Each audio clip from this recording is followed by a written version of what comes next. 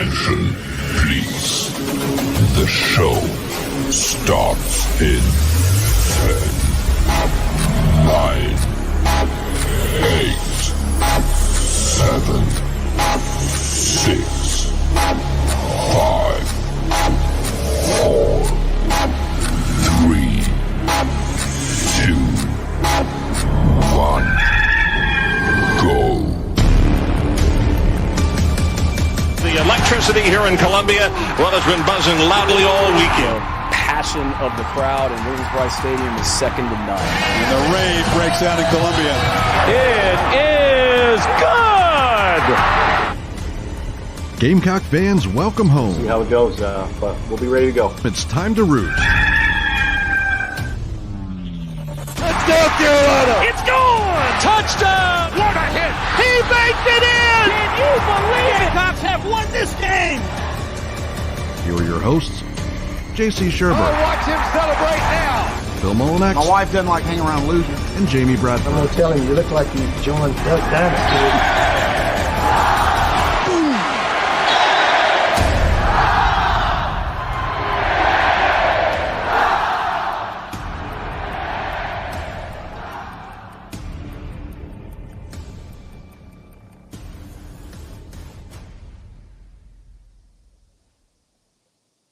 This is the show. Am I in? Yep. All right, I'm in. Did you guys hear me? Okay. We're finally in. I'm leading off today because Jamie's in the mountains and there's a wind issue. What is it, like 40 degrees up there, dude? Well, I mean, y'all act like I'm in a hurricane. The wind's not even blowing, and it's 50 degrees. Santori, Jim Santori or something. I don't know. Anyway, all right, so we're starting off a little bit different today. Gamecock baseball head coach Mark Kingston has been generous enough to give us a little bit of his time today. And, Coach, man, I tell you, from about the 7th inning on, 6th inning on Saturday until last night, your baseball team has outscored its opponents 42-5. Has to feel good after that game last Friday, and maybe some games against Penn where we all know baseball ebbs and flows, but the bats are back alive, and boy, you guys are pitching awfully well right now too. Yeah, again, thanks for having me on. I gotta say that intro is pretty impressive. All those highlights, loved it all. But whoever put the Spies Like Us video portion in there, gotta say, really good ad in there in the middle. Not many people probably even know that movie or would have recognized that, but I'm at the age now where I do. I definitely noticed that slip in there. So really good job, whoever put that together. I love it. That's one of my favorite movies, Coach. Yeah. To your question, yeah, the bats, again, baseball's a long season. There are games you're going to score 20. There's games you're going to score 2. At the end of the day, you just have to make sure you have more than the other team. But there are going to be times we face the kind of pitching that they can, pitch us in ways that give us a little bit of problems. That's just the way the game works. But on most days, we're going to have enough length in our lineup that we can get the job done. So, again, I think, as you mentioned, everything kind of turned a little bit in the middle of that game on Saturday. And we've just been lights out ever since. And the great thing is the pitching, for the most part, has been there all year. And when you have that kind of pitching, it gives your offense time to get things figured out over the course of a game.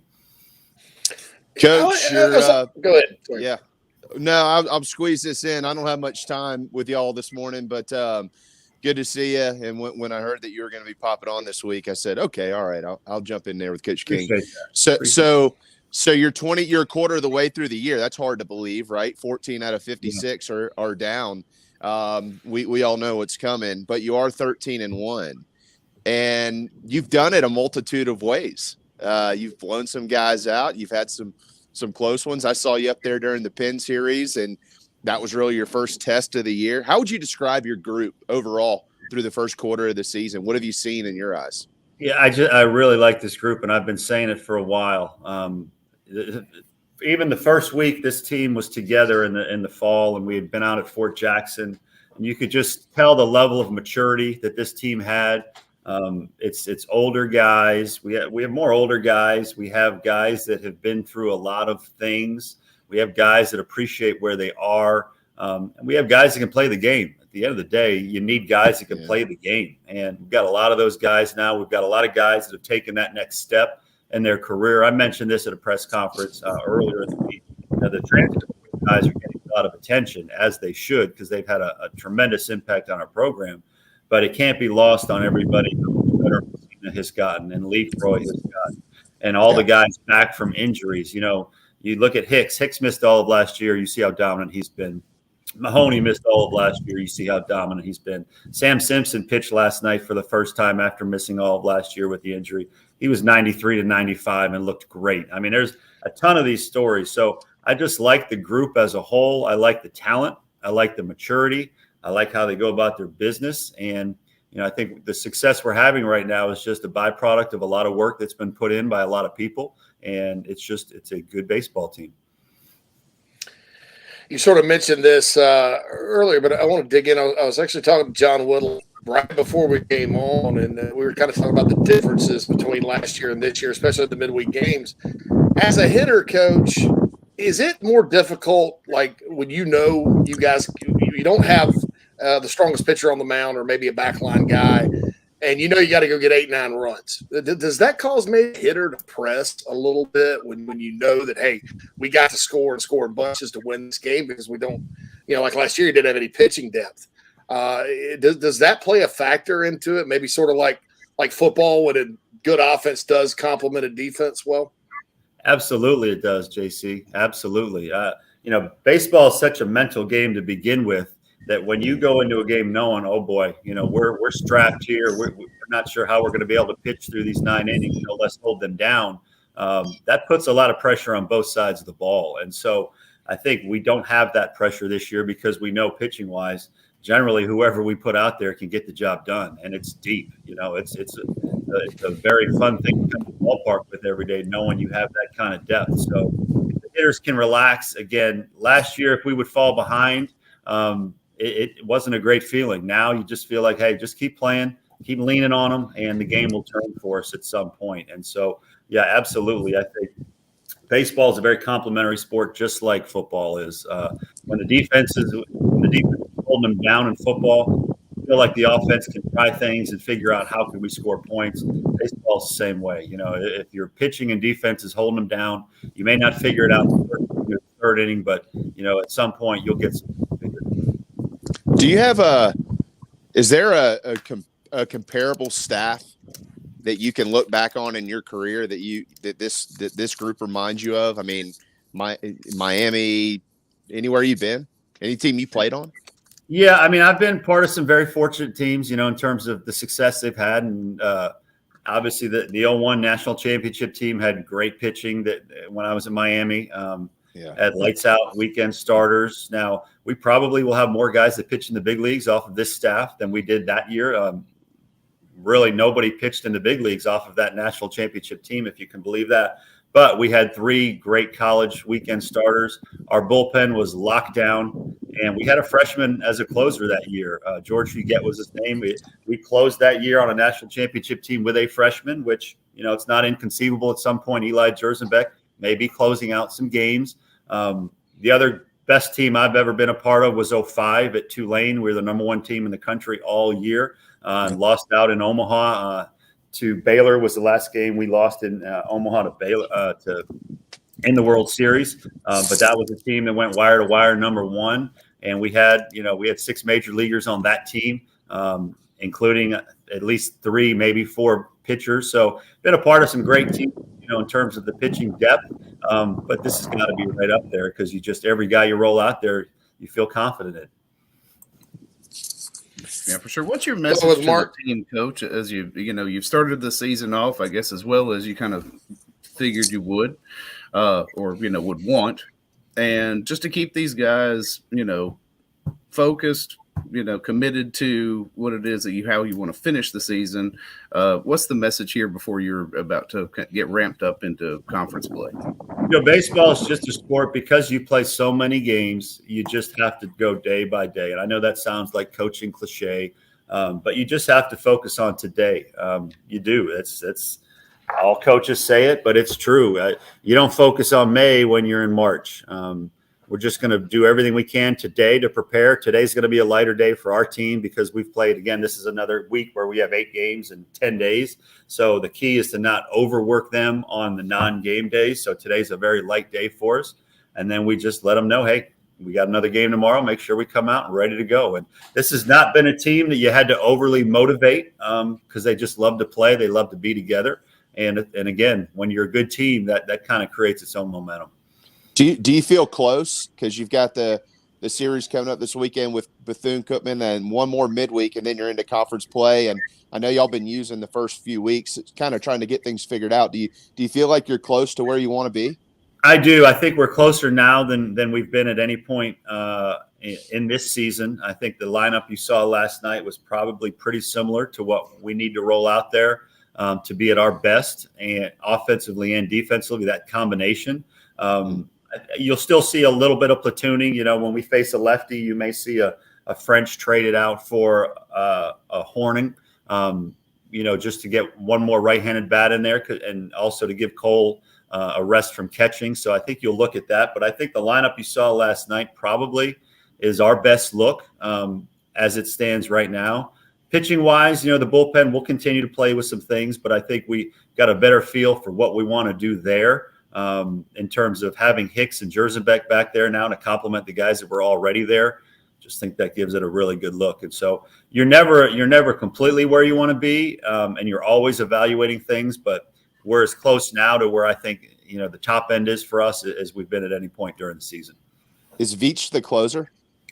No, not necessarily. Not necessarily. Okay. I think he's one of the closers, but he is not the only defined closer right now. There's just too many other good guys back there along with him to give him that job. And he has had success there so far. But we've got, Hicks has been special. Jerzenbeck has been special as well. So, we'll continue to look at different things there. So that's probably one of the areas where we're not quite 100% on how we want to run that. So that'll continue to evolve.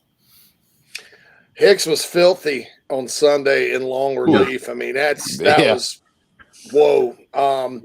What kind of advantage does that give you, Coach? When you have guys like Hicks and Jerzenbeck, yes, they're in the bullpen, but a guy that can go out there and give you like 5 strong innings like that. I mean, that has to be a luxury item, I would think. I mean, you have major league clubs that don't, in theory, can't do that on a consistent basis.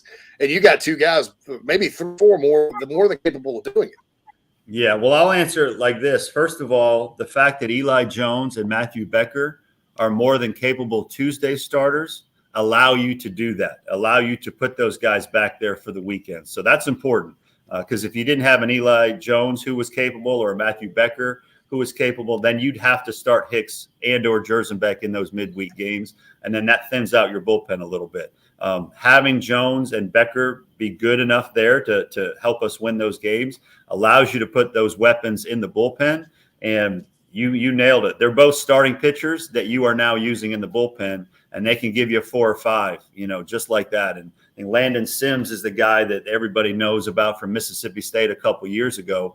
He was a guy that was really a starting pitcher, but they used him any game where, man, it's a 6th inning and looks like this is going to be tight. They just brought him in and he closed that thing out, whether it was a 3-inning save or a 4-inning save, and it was lights out. It was game over. And so we potentially may have 2 of those kind of guys in our bullpen. And so that's what you're looking for. And again, it just gives you more options. It's like back in the day, Matt Price would do that for Coach Tanner when they won the national championships. Hey, Coach. So I've got a couple of curveballs for you, and then I'll get out of your what's left of your hair. Come on now. Well, I'm not showing you mine. I noticed that. Throw it out there. Come on, I at least throw it out there. Big birds from under a beanie. No. That's why I always have a hat on, man. I'm losing it too early. So how would you describe what you've seen thus far? I mean, y'all are playing on the same days as everybody else, but I know you keep up with it. How would you describe what you've seen out of the SEC? I mentioned the other day on the air, as it stands right now, and it could change certainly, but y'all got 15 games in league play against quote unquote top 8 teams by the D1 baseball poll. And that's, we're going to find out how good Carolina is. Y'all might be the best team in the country. We're going to find out. Yeah. So how would you describe the league and what you're going to be up against starting next Friday? Well, the league's going to be a bloodbath. Make no mistake. I mean, we're all going to beat up on each other. Nobody's going undefeated. Nobody's going to win 3 out of every 4 games, I don't think, in the league. It's the American League East is what I call it. You look at what LSU has put together, what Florida has put together, what Tennessee has put together. It's going to be a bloodbath. And so the key is going to be you just keep your head above water. And Ole Miss last year went 13-17 in the league and won the national championship. So it's going to be up to us. It's going to be up to you guys as the media to make sure people aren't jumping off the roof for a loss or two. We try, man. Yeah, sure you do. Sure you do. You know that. So, the key is going to be there are going to be some great weekends. There's going to be some tough weekends. There's going to be weekends where everything goes well. When nothing goes well, you're just going to have to try to stay as steady as you can, keep the ship afloat, and stay positive, because there's going to be some great moments and some down moments, and you just want to make sure you're there at the end. But I don't know that the SEC has ever been better because of the transfer portal. Everybody's floor has been risen. There's no question about that. Very few people are playing freshmen unless they're elite freshmen. And it's just there's very few weaknesses in our league right now. You look at the records. I mean, it's a lot of great records, and there's a lot of great baseball players in our league right now. So I'm looking forward to it. Again, I'm glad that we are well armed for the battle. Knock on wood, we stay healthy. That's always the key. I think it's going to be very exciting. I think it's going to be a lot of great baseball. I mean, I think it's dang near close to AA level baseball is what you're going to be watching on SEC weekends, which is great for the fans, great for the players, great for all of us. I mean, you could go up against teams that are like at the bottom of the East or the West. People look at it and they go, how'd they get beat by so-and-so? Well, what they don't realize is that so-and-so, while that team might have had its struggles, their Friday night guys are going to be in the big leagues. I mean, so you're gonna lose games in this league. As somebody made the comment a few days ago, Coach, that in order to have a successful season in the SEC, you have to win at least 16 or 17 games. That's not true. As you just pointed out. That's true. I just ask Ole Miss if that's true. Exactly. This league is so good. All right, this is my final one, JC. I'll let you kind of take it home from here. So I know he's got some NIL stuff he wants to mention, but one of the things I've seen a lot of, Coach, and I know in your era when you played for the Tar Heels and minor league ball and everything, and when you say new era, I mean, come on now. It's like I was playing when it was black and white. Well, hold on now. Hold on, because I only played the game 16, 17 years ago, and I know if I would have done some of the things when I was playing that kids are doing today, the next time I walk to the plate, there was going to be one in the ear hole. It's become an emotional game. You're seeing all over. This isn't a Carolina question. Yeah. You're seeing bat flips and pimp jobs and guys yelling this and that, and pitchers in the first inning striking out a guy that they should strike out, and they're all fired up. It's a very emotional time, and it's a lot different from how this sport has always been.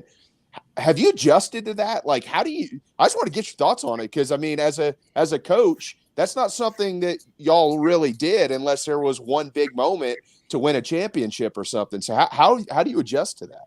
Yeah, well, first thing I'll say is I am a little old school in terms of I believe in respecting the game and respecting your opponent, but I also know you've got to evolve with the times. And it's started at the big leagues. I think probably maybe 5 years ago is when I really started noticing it, and they started having the commercials coming out in Major League Baseball, let the kids play, and all those things, and they were showing the celebrations and the bat flips, and we all know whatever kids see on TV is what they're going to do in their college and high school and little league games. And so I think it's just part of the game right now. Everybody has a celebration after home runs, and we have a great one with our Fort Jackson helmet that we put on guys after they hit a home run when they get to the dugout. So look, if the guys are having fun, as long as they're not crossing the line of disrespect, I think that's where you got to kind of draw the line. It can't be disrespectful.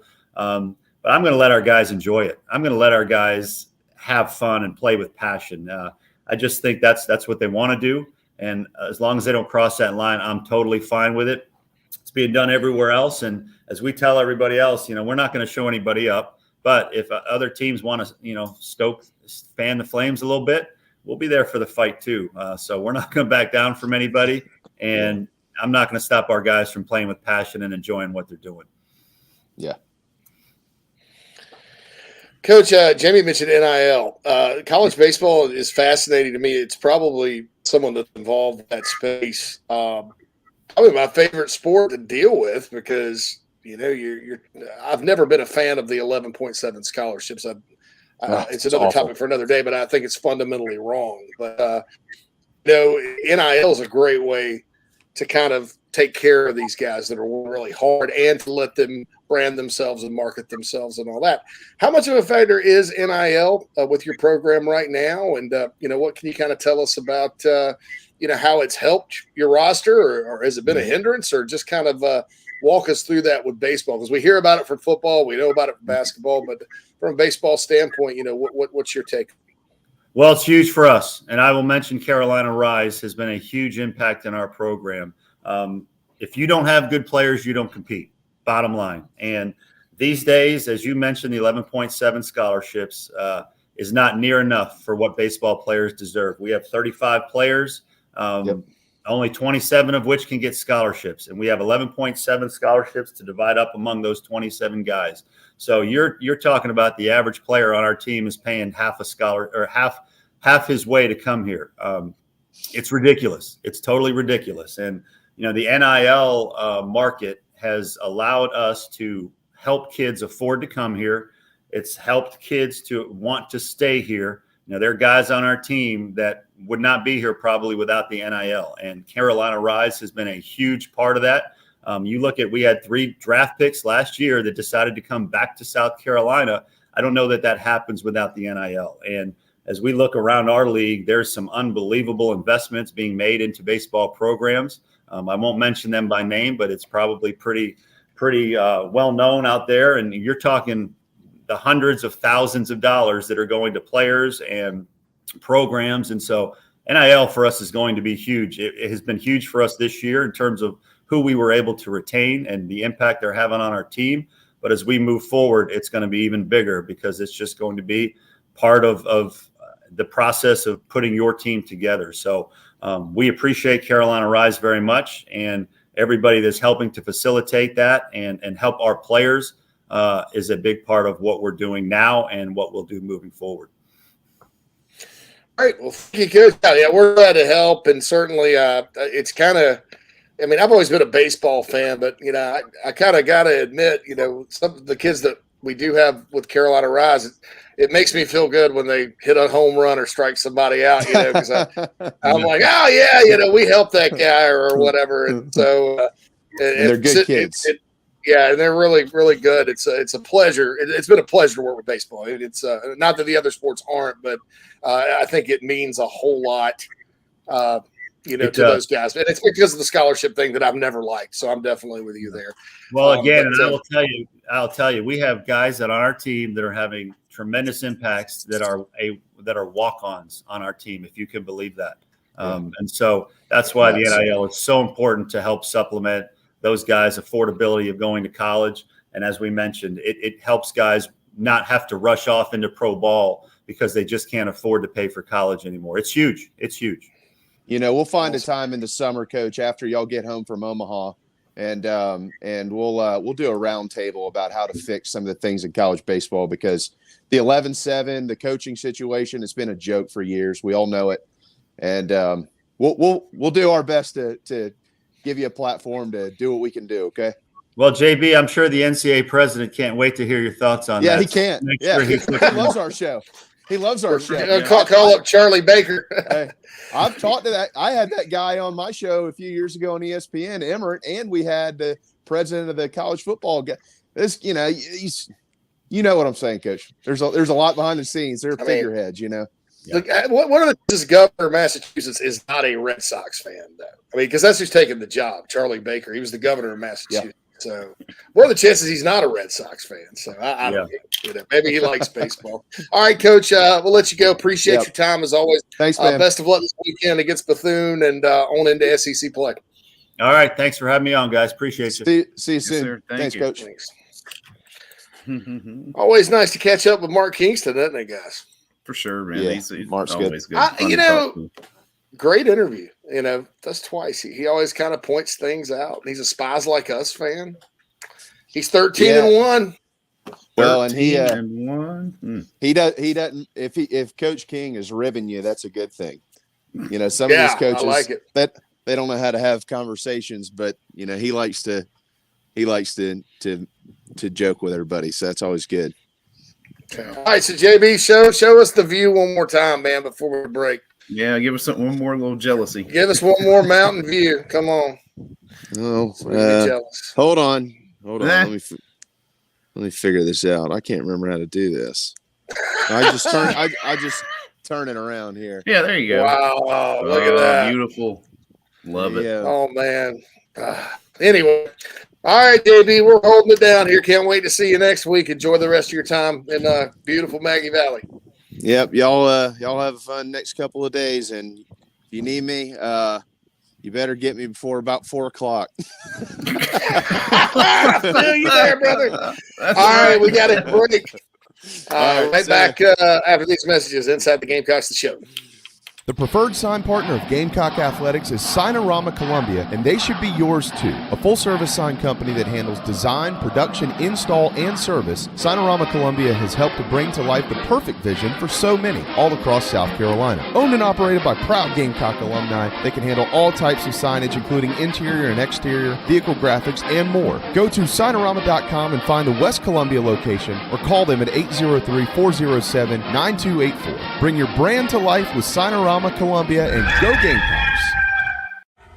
Are you looking to buy a new home? Kevin O'Connell with Union Home Mortgage is a local mortgage expert and Gamecocks fan servicing North and South Carolina. Whether you're buying a home, building your dream home with new construction, or turning your equity into cash, UHM's world-class service will ensure you find the perfect mortgage to achieve your home ownership goals. Call Kevin at 803-906-0244 or visit UHM.com today. Union Home Mortgage is an equal housing lender. NMLS 2229, LONMLS 1772182. Gamecock Nation, JB here, and I'm here to tell you about my new favorite painting company, A Couple of Painters. These guys are the best. Gamecock fans and excellent painters, and by far the best and easiest quote I've received. They're licensed in both South Carolina and Georgia. They offer 10% off for military, repeat customers, or if you heard it on the show, commercial and residential painting, deck, fence, and cabin staining, cabinet and furniture refinishing. They'll even remove popcorn ceilings and wallpaper, and they offer pressure washing. Find them on Facebook or call 803-522-6832. A Couple of Painters, proud partners of Inside the Gamecocks, the show. Man,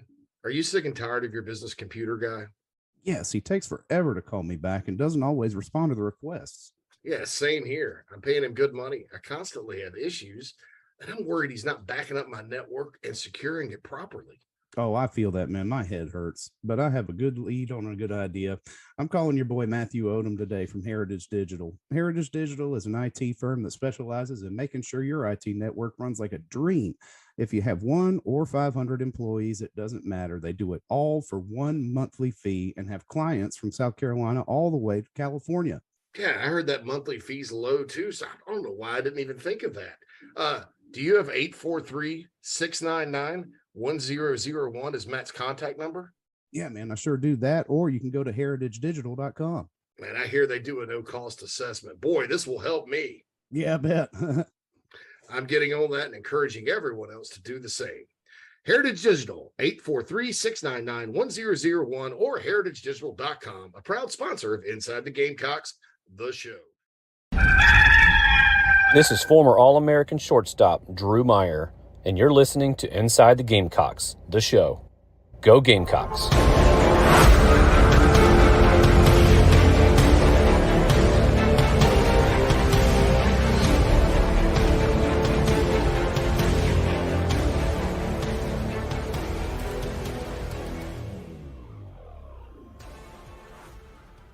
Welcome back, everybody, to Inside the Gamecocks, the show, presented to you by Express Sunrooms of Columbia. Give John and his team a call, 803-446-4662. Of course, we're live from the Signorama Studios this morning, and the first hour of the show is presented to you by Cindy Searfoss and the Coldwell Banker Kane Realty team here in the Upstate. Give Cindy a call, 864-414-5271 is how Cindy will be able to talk to you about all of your Upstate residential real estate needs. Again, special thanks to head coach Mark Kingston for coming on. Again, talking about baseball, NIL, and how important it has really turned out to be. I mean, it is now. NIL is just. I don't want to say pervasive because it's just there. I mean, it's like it's ubiquitous at this point. Like it's just everywhere. Every sport, everybody. You have to account for it in some way, shape, or form. Yeah, the great thing about baseball is it really rights a wrong to a certain extent. Number one. Number two, baseball kids do pretty good commercials and things like that. I mean, Braylon Wimmer, Noah Hall. I mean, they've done well for us. We've got other Carolina Rise clients. If you've not joined Carolina Rise, please consider doing so. If you're on the fence about a monthly membership or you're one of these people that doesn't like things drafted out of your account every month, you could do a one-time membership and draft it right there. It does not occur next year, so there's not a surprise. And we're going to have some fundraisers coming up. You'll get a chance to meet me and some football players in Charleston and Columbia at the end of April. And so that will be and you get the food. It's a barbecue out of it and stuff. So that'll be a good thing. We'll have details about that event, maybe even give away like a couple tickets to the show listeners if I can come up with a challenging way to ask you trivia questions. Yeah. Got to dig a little deeper. So Clint doesn't get it right off the top of his head. So anyway, last night too, the Gamecock men's basketball team came to an end. A little disappointed they lost. I thought Ole Miss doesn't have a coach. Are they got an interim coach? I mean, and they came out and seemed to, I don't want to say want it more because I thought the Gamecocks did hustle spurt, but there are just some issues with this team this year that have to be fixed beyond more talent. I think. I don't know that I would be honest if I sat here and told everyone, it just needs more players and it'll be fine. I mean, it'll be fine maybe, but get this team back to the NCAA tournament or at least competitive in the SEC, it's going to take a little bit more all the way around than what the Gamecocks got this year. That said, I do think there were some bright moments. I think it's positive that Michi Johnson and Jacoby Wright and Josh Gray have all said they're coming back. I believe they all will. That's a nice 3-person little nucleus, right? Mm-hmm. Go hit the portal, man. Go hit a portal.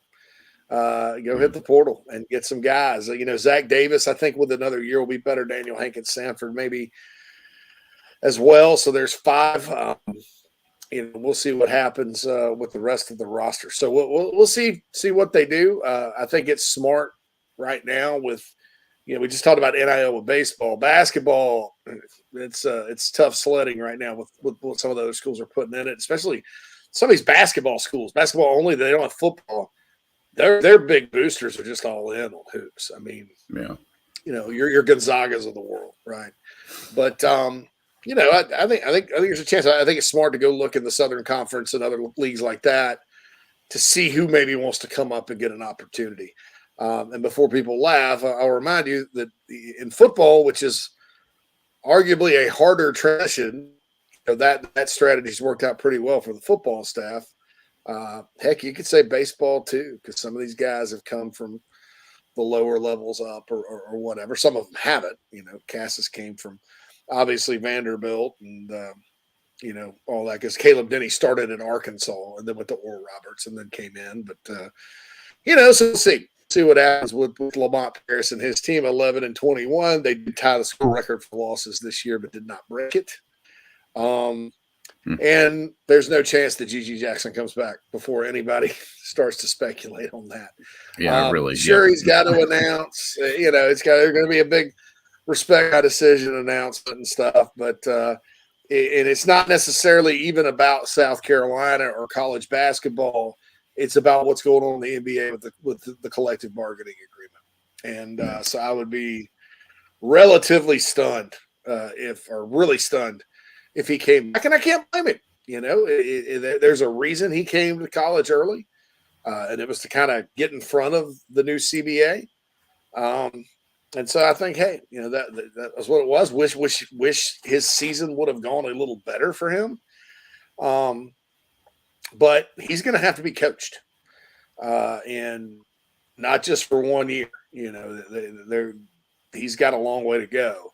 But you can see once he locks in and learns, and it may take a couple of years in the NBA, he's got the skill set to make things happen bigly. And keep in mind, he's still just a kid. So congratulations, E.G. Jackson, for coming to South Carolina, for averaging year, being on the, I think, all freshman team on the SEC. And, you know, when and if he announces when he goes to the NBA, we'll wish him the best, right, Phil? That's right. No, yeah, all the best to him. We knew this would be a one and done kind of deal. I mean, I guess some people have kind of talked themselves into saying he needs another year here, but yeah, you go with the devil. It doesn't matter at the NBA. It's like you're not going to get him for another year. that could be. I mean, that I don't think people that say that are wrong. No, I mean, you know, he he's can probably use that growth and development, but yeah, I mean, it doesn't matter. He's not going to get that development here. He's going to grow and develop up there. You know, that's and that's just that sport. I mean, people that say he needs another year, I agree. I think another year in college and keep in mind, Gigi didn't even have an off season. He was like still he played AAU ball summer, where everybody else is going through college workouts, right? So if you gave him an off season in a college program in another year, yeah, he could play his way into a top 5 pick. But kind of with the decisions they're trying to make, I mean, you know, if you're going to be a first rounder anyway, and basketball pays through the nose anyway, especially with the collective bargaining agreement as it is right now, I mean, you'd be foolish to come back, just to be honest. You know, now if he'd have slipped out of the draft, wasn't going to get drafted, or was going to slide into the G League, and you know, he may get slotted in the G League to a certain extent just to get it better, but he's getting paid. And so I don't blame him. You know, I don't blame him either. But those of you that say he does need, you're not wrong at all. But it's just basketball in the year 2023, man. Yep. That's kind of how it is. Everybody wants to get that paycheck, and I don't blame them. I say it all the time. When Meta World, i.e., Ron Artest, was at the end of his career, he's the number 13 guy on the Lakers bench. And he made $14 million that year, sitting on the bench. How about that? The award-winning Nana Sports chat box. Craigor was first in today. Congratulations, Craig. They were talking about the game last night. Once the Gamecocks 19, my alma mater, USC Upstate Spartans won. Phil, you were at the game. I was. It was fun seeing them in person. Yeah. You know, it's a fun team to watch. We were able to sit fairly close to the visitors' dugout, which is where they were, and just hear the team interact with each other. It's fun. I love baseball too. You know, JC, it's always been a big part of my life growing up. Played it, you know, and it was good. There's nothing better than getting the family out there to the ballpark. Man, it's just a wonderful experience, and it's cheaper than going to a damn movie. How about that? How about that? Cheaper than a movie. So yeah, it looked like a nice night, and the crowd behind on TV, it wasn't a dense crowd, but on TV it looked like a pretty good crowd behind home plate for Upstate and the Gamecocks. And I turned it on; it was already 12-0. Yeah. So it was the third inning. So we'll see what the deal is there. All right, Nana Sports chat box. Ooh, good. I just yawned. It just overtook me. Anyway, got up to her today. Smith was there too. I met Smith in Kentucky at the horse racing track at Keeneland. Oh. Good people. Smith is good people. He lives in Greenville. Great night at Floor Field last night. He was there last Saturday. Brian was happy Kingston was in. Clint brings up a good point. Dylan Brewer's starting to swing the bat pretty well, Phil. Yeah. Really good home run last night. He was a Carolina Rise client and a Clemson transfer. Clint makes the point if he can swing a solid bat in the 9-hole, the team can make some serious noise. I tend to agree. Yeah, it was good seeing him.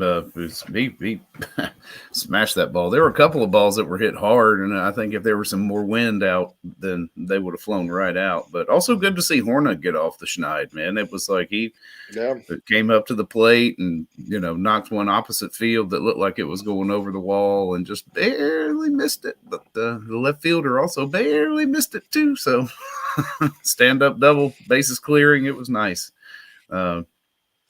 And then he ended up with, I can't remember what his line was. I think it was 3 for 4 with an HBP. So not a bad output for Hornung, and he really needed it. I like that. About him. He's really starting to come into his own. 76, as far as I know, Kevin Cassis is fine. Kingston addressed it afterwards. Sorry, I didn't get around to asking him about that. Clint says Messina's ball from Saturday hasn't landed. Yeah, Jamie said it just passed him up in the mountains. Spit in the atmosphere. Oh, wow. You think about some of those great teams, some of the daggum bashers that you've had in this program. Guys like Phil Disher and Landon Powell and Jerome Peters and, Drew Meyer, Justin Smoke. I mean, name your guy. That was a Trey Dyson. That was a wow. That was a Gamecock baseball home run there. 76 says Mark Kingston is a sharp man. Glad he's having some success. Yeah, it certainly helps him.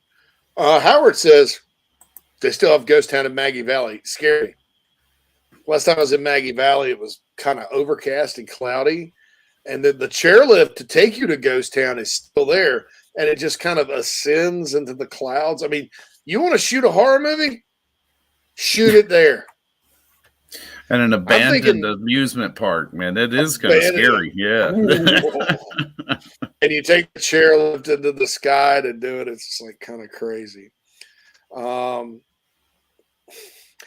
Day says having us lose because that rebound hit Davis in the hands only to bounce right into his face and over his head was a pretty appropriate way to end this season.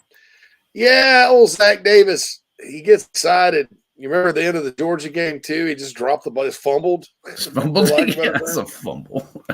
but with him specifically, Day, even when Frank signed him, that everybody said he's developmental, but he's a 6'6", 6'7" guard.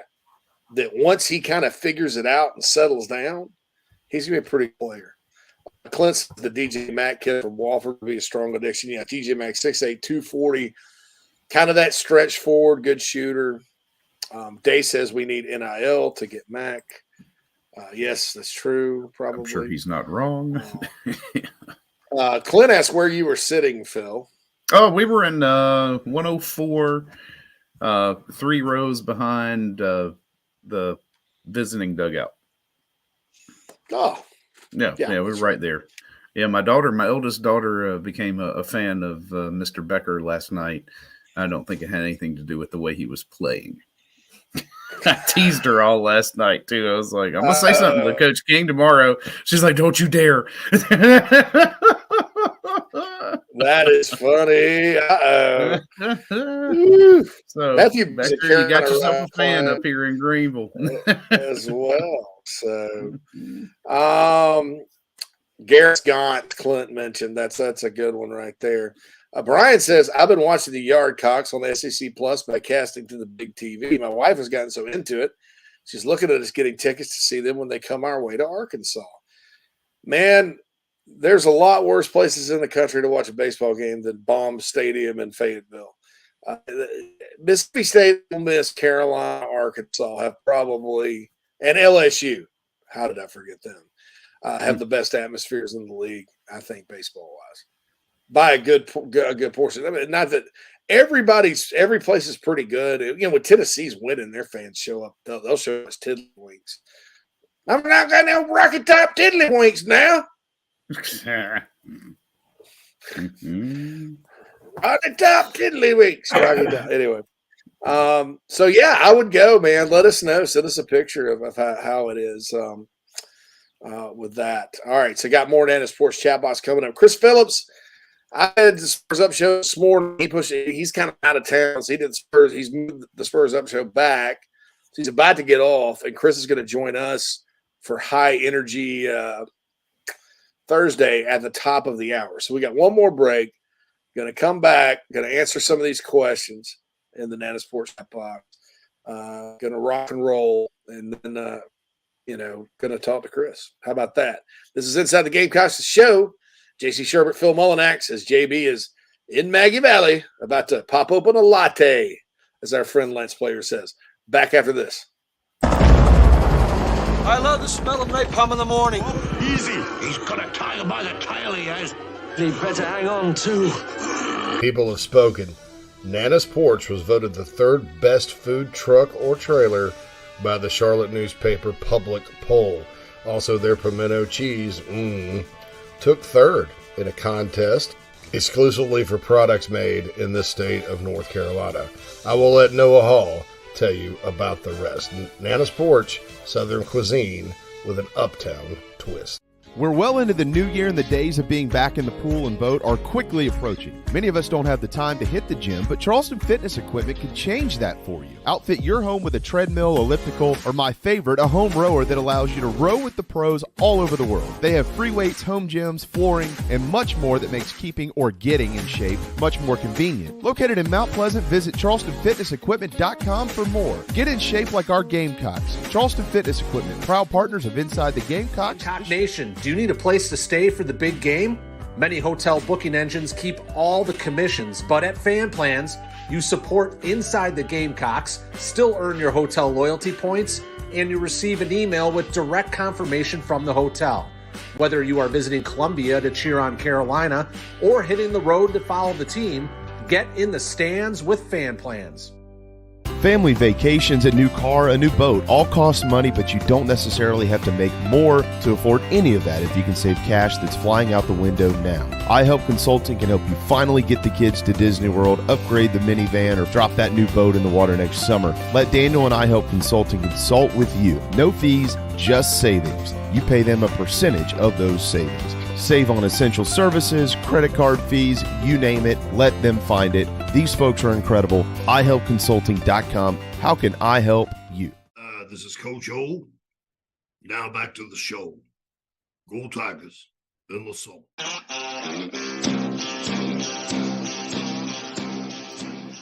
Welcome back, everybody, to Inside the Gamecocks, the show presented to you by Express Sunrooms of Columbia. Give John Barber and his team a call or shoot him an email, 803-446-4662, or John B. at expresssunrooms.com to talk about how they can get some more sunshine into your life.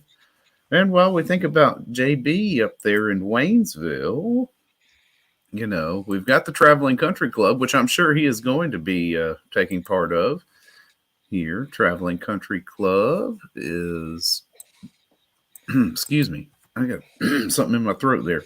It's okay. I get emotional talking about the Traveling Country Club, I'll too. tell you what, and I'm getting a little choked up seeing how beautiful it is. The picture on Traveling Country Club, gorgeous. the logo gorgeous, there, gorgeous. It's actually the So Waynesville. gorgeous. Where The beautiful JB thing is. these eyes have seen. That's Yeah, right. It's beautiful. Yeah, but it is the modern golf club experience, right? Bring to life your golf club experience. What it does is you pay a monthly fee. It allows you access to, over 40 golf courses, JC, across the Carolinas. And of course, they tee up our show here on Thursday and every day with the Traveling Country Club. Gives you access to courses at prices that you would not be able to normally pay if you were not a member there. But membership in this club actually is essentially giving you membership to 40 different clubs across the Upstate. Great club to belong to, and I know JB will be taking full advantage of his membership while he's up there in Waynesville. Yeah, we got a lot of golfers in our audience because Meredith's been really busy. Meredith Taylor, teaching people with referrals and stuff like that, and I'm sure Traveling Country Club will be popular. I tell you what, when I get back and I take up golf again, I'm gonna have to probably go to. I'm probably gonna myself have to go see Meredith and get like 6 months of lessons because I haven't played in 20 years and I sucked then. I'll probably suck now, and I'm too competitive to get out. I'm too competitive to just go play like crap. So, but that'd be something I would kick off because you get to see all these different courses. He mentions Caledonia sometimes. My brother, my family's motel used to have a deal with him. So my brother, of course, the like the mooch he is, would go hit him up for free passes to Caledonia. I think I put Caledonia, dude. You know, yes, my brother looks like beat some butt a little bit. What's going on, guys? If you ever get on an airplane and you hear, ladies and gentlemen, this is your captain speaking, get off the plane. He's a great pilot. I would never fly with him though, because he's like the brother right behind me. So I'm his only big brother, and he would probably get scared by like stalling the plane. That would be the one time he loses control of the plane and we go down in a fiery crash. So I refuse to get in the plane with him. But he is a great pilot. But he would hit the fam up. I'm gonna play Caledonia. He would only play Caledonia too. He's pretty good. All my brothers are better than me at golf, but I have to do that. So Wayne says anything new with legal issue on the football team. Craig says Rose is gone. Rames may be back. The other kid is a JUCO. I don't know. I will say if Rose, you got to wait for the facts to come out. I've heard a lot of conflicting information. Let's just say, in my opinion, if Anthony Rose and Montague Rames are the two that I think really need. Maybe we need Carolina more. Carolina needs them. So I don't know. I'll just say it like that. I think it would be very sad if Anthony Rose was gone from the program. I think he's an overcomer in life and has overcome a lot. And based on the facts, the situation, kicking a kid like that out of school is just. I mean, I know there are consequences to things you do in life. I'm not saying he's above consequences. I'm just saying it would be I would personally be sad if, even if Anthony Rose never played it down, I'd be sad if he got kicked out of school. Yeah, let's just say that because the kid's overcome quite a bit. So, we'll see what happens. But yeah, there's a lot, Krager. There's a lot of talk out there as far as who and what. But, I'm not disagreeing with what you're saying at all. But I think I'm gonna let this thing kind of play out a little bit. So yeah, if Upshaw does go to JUCO, that'd probably help him because he wasn't in line to play for a while. He's a developmental guy. That would probably help. But we'll see sort of what happens, what the deal is. 76 says Clint was supposed to kick his wife to the curb and give me her ticket to the suite. And he's like, well, she got me Chick-fil-A before the game 76. My hands were tied. Absolutely. That's right. I mean, Chick-fil-A, Chick-fil-A card. It works both ways. Too. Those suites were packed up there, man. I tell you what, it was a decent crowd at last night? Floor last night. Yeah. They were honoring all the Northwood Little League teams last night. So, that's a gigantic Little League. Oh yeah, the place was packed when we first got there, and then after every inning, it would slowly dwindle by the little kids like having to go home. But I tell you what, man, I spent 2 innings in line for concessions right there at the beginning of the game. I'm like, no, man, I tell you, it was crazy. Now, 2 of the concessions. 2 of the independently owned and operated ones, I think, were closed. But if I had one gripe about our experience last night was just that, if that place is full, it is not adequately prepared to handle concessions at a reasonable pace. Although the pricing was not bad. Very interesting, Phil. Yes, that's right. And the boiled peanuts were only mid, but yeah. What are you gonna do?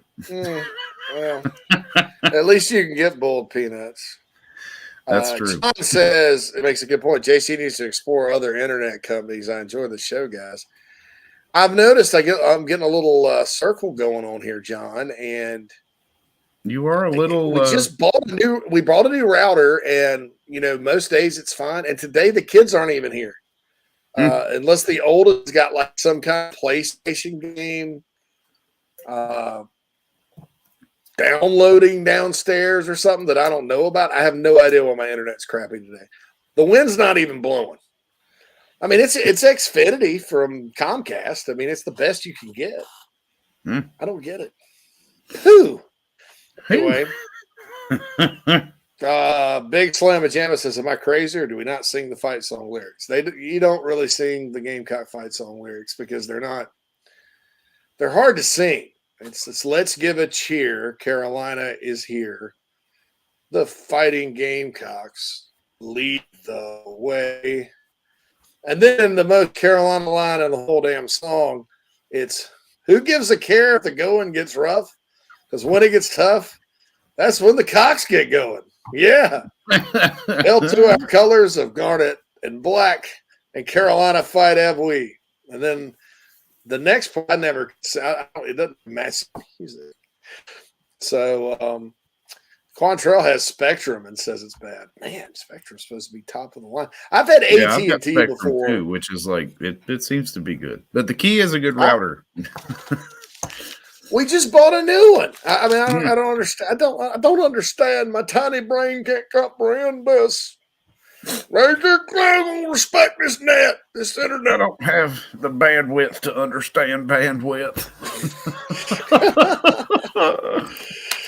My goodness.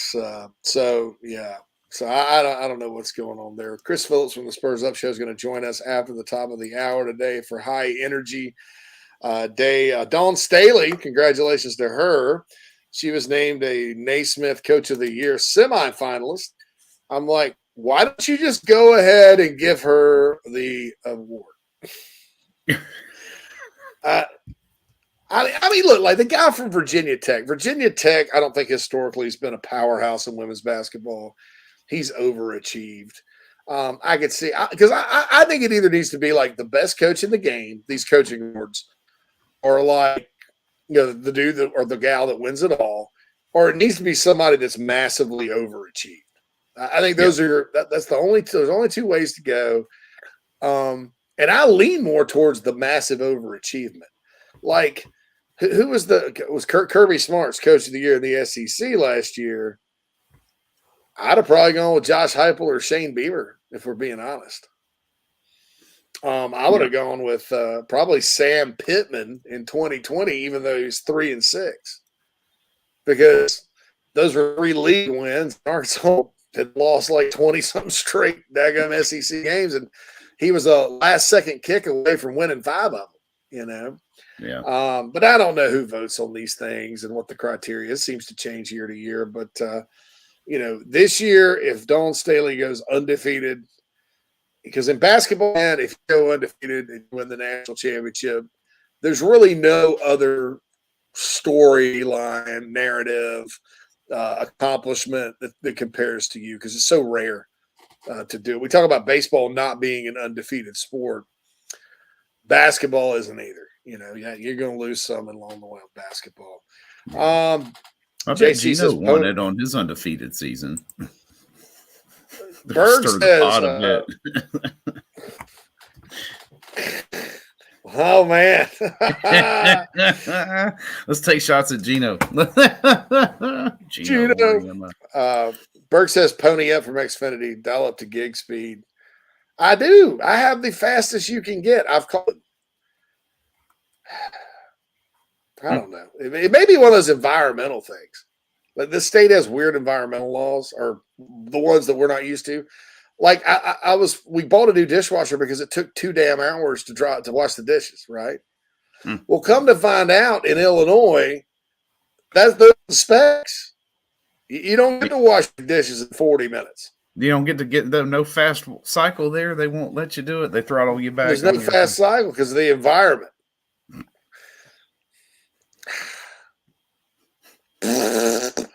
All right, we got to get a break. Man. When you coming home? I gotta come home. I gotta get out of here. Hey, yeah, that's damn right. You need to get out of here, you southern redneck beef sandwich. Yeah, we'd be happy to see you go. Way out. Go Bears. Take all that in your manners and get the hell on. All your politeness. That's right. Your God-fearing self. You Mr. and Mrs. that. You go around offending people or college football. Your college football. No, except Notre Dame, of course. Go Irish. We'll be back, folks. Electric Bikes of Charleston offers the most fun you'll ever have on two wheels. The home of Oventon, Velotric, Magnum Bikes, and more, they sell to consumers all across the state and offer outstanding warranties and service after the sale. Their electric bikes are equipped with 5 levels of pedal assist plus a throttle, so you can ride longer, handle the heat better, but still get great exercise. Bikes are available for all ages and sizes. Visit electricbikescharleston.com or stop into their store in Mount Pleasant if you're in the Low Country. Electric Bikes of Charleston, powering Inside the Gamecocks, the show. The real estate market has changed dramatically from just a year ago. Rates, supply, demand, all of your traditional factors are in a transition phase. That's why if you or someone you know are considering making a move in the Low Country, contact me, JB, at Coast to Coast Realty. I work with an outstanding support cast of attorneys, lenders, inspectors, insurance agents, and more, all of whom are valuable in helping find a way for you to comfortably make your real estate decision. That's right, call me, JB, your Low Country real estate broadcaster. Golfers and wannabe golfers, former Gamecock golfer Meredith Taylor is now a full-time golf instructor in the Midlands of South Carolina. In-person golf lessons are held at the Country Club of Lexington. Half-hour, hour, on course 9 or 18 holes. And if you're outside of South Carolina, Meredith conducts virtual lessons. Just send in your golf swing for analysis. Gift cards are available for in-person 1-hour lessons. Connect on Twitter at Mayor Taylor and find her online at McKellarEnterprises.org. Her email is on the website. Schedule your next lesson today with Meredith Taylor, former Gamecock golfer. You're tuned into Inside the Gamecocks, the show. Sideline is picked off. Brad Edwards will get a convoy. Touchdown, South Carolina. Spurs, Spurs, Spurs. You ain't just a bird. You're top of the coop, star of the show. You're a rooster who was born to crow.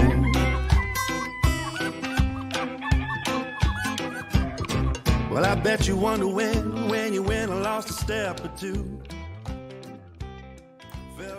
Welcome back to Inside the Gamecocks, the show, presented to you by Express Sunrooms of Columbia. Give John and his team a call, 803-446-4662. They'll be happy to talk to you about a potential porch or patio enclosure for you this year. And, of course, on the McKellar Enterprises guest line. And don't forget, if you need to get that golf game in shape for the warmer weather coming up, give Mayor a call or go to McKellarEnterprises.org. But we're happy to have Chris Phillips of the Spurs Up Show, who I believe is working on his golf game.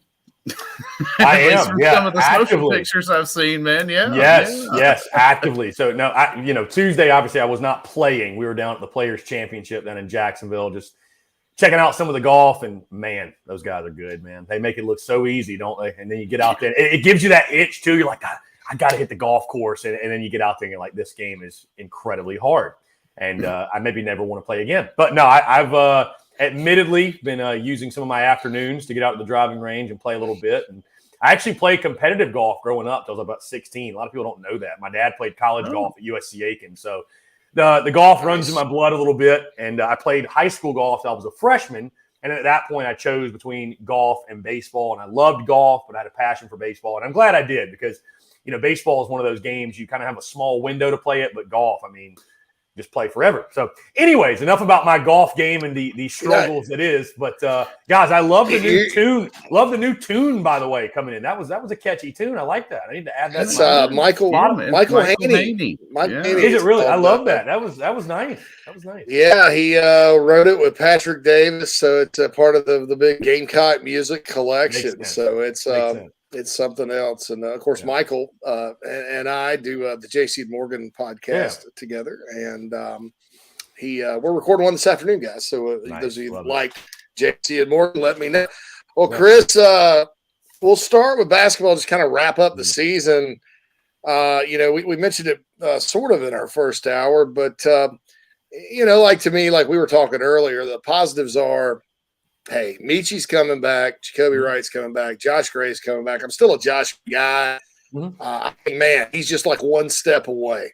Just got to add some offense, got to pour some aggression in his head, get him aggressive. But I think that's 3 people out of 13. They need more. But I think those 3 coming back help the cause for next season. But your thoughts on how the season went down and sort of, looking forward. Yeah, well, first, your point to Michi, Josh, and Jacoby Wright, I think it's a great foundation for sure. I mean, we all know going into year 2, it's all going to come down to what pieces can Lamont Paris bring in? Who can he go out and get, right? Because you need to add more SEC quality basketball players to this roster. But, guys, the season just kind of was what it was. You know what I mean? It's just a topsy-turvy roller coaster, a lot more lows than highs, I think. But I will say, and you made the great point, JC, like would anybody sit here and say that, Lamont Paris should get an A+ grade for the year and that he absolutely just maximized the talent at every turn? I don't know if it's really fair to say that. And it's interesting because I asked this question last week about, would you call the season a success? Because technically, guys, you overachieved, right? I mean, you didn't finish dead last. You were the 12 seed in the SEC tournament, right? You beat Kentucky at Rupp. You beat the arch rival. Like, per preseason expectations, you quote unquote overachieved, but it also does feel weird to label a year in which you had the record that you did, be beating our chest and saying that, it was a massive success in year 1. So, I did think this team, though, down the stretch, I thought you saw some improvements. I loved the evolution, like you mentioned, Jacoby Wright and a Josh Gray, who I think he could be one of the better big men in this league.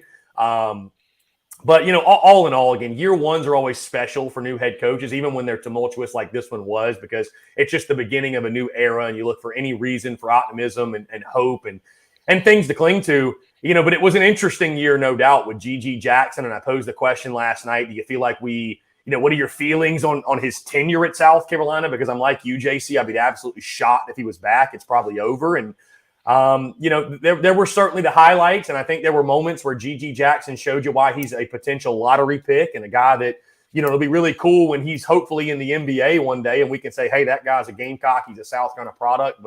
And then you think about the season that, one of the biggest storylines of this year when I look back was a post-game Instagram live video. That's just the kind of season it was, man. It was crazy, and it was all over the place. And we all knew that we were in for a bit of a rough ride, if you will, of what Lamont was left with. And, now the work really begins. I know, JC, I brought this up on the show after you got off, but you mentioned when Lamont Paris had talked to, I believe it was Derek Scott, I think looking back saying, kind of wish we'd have hit the portal harder. I'm paraphrasing. Obviously, I don't remember the exact quote, but there's no excuses this time around, right? You need to go out there and get some guys, get some SEC quality guys and build out the roster because, while our expectations might be low, there's no reason South Carolina, in my mind, can't make a major jump next year to, massively, massively improve and, maybe make a run at maybe some sort of postseason play. Maybe NIT could come into the picture in year 2. But, I made lightheartedly said mercifully the season had come to an end. But, I didn't feel as happy that it was over last night when that game ended because I don't know, just year 1 of Lamont Paris, it was a fun ride. But now the building for year 2, I think really begins, guys.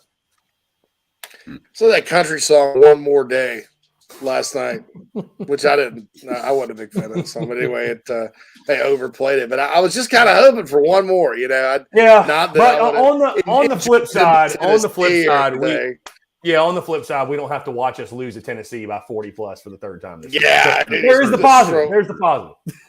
You don't have to be Rick Barnes' tune-up game to head into. Exactly. And look, some people are some of the anti-Frank Martin crowd, which was not an anti-Frank Martin guy, never was. It was probably just time for him to move on, right? Yeah. They're crowing about Frank only putting up his team only putting up 38 points in their conference tournament, right? 71-38. They lost to, I think, Richmond or Rhode Island won. I think it was Richmond. Richmond, 38 points, Spiders. in a game. He had more rebounds than points. I think Lamont Paris may have against Tennessee again. They could have been below 38. So in a tournament setting. So at least there's that.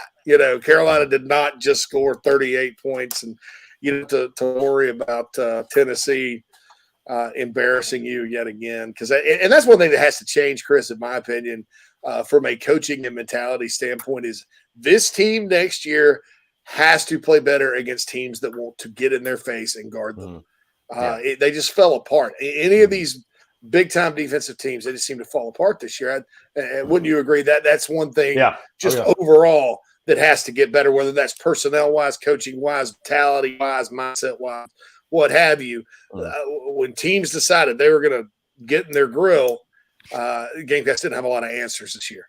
Yeah, I mean, the stats reflected, JC. I mean, you look at the offensive stats, South Carolina was one of the worst teams in college basketball basically across the board. And, yeah, I mean, when it got bad, it got pretty ugly, and I think it's for that reason you just mentioned. So, yeah, I mean, that's something that, I don't know if it's a mentality issue, if it's just something that comes with having better talent on your roster and better players as a whole, but certainly it's something that's got to be fixed for sure, and I don't know what it is. Hopefully baseball is starting to cure this, right? And the end of the football season cured it as well, but it's like Gamecocks athletics and bad offense. I don't know why that's gone hand in hand for so long, but yeah, would like to see that change sooner rather than later. Yeah. Last season, people were wondering. It was like, heading into last football season, I made that point.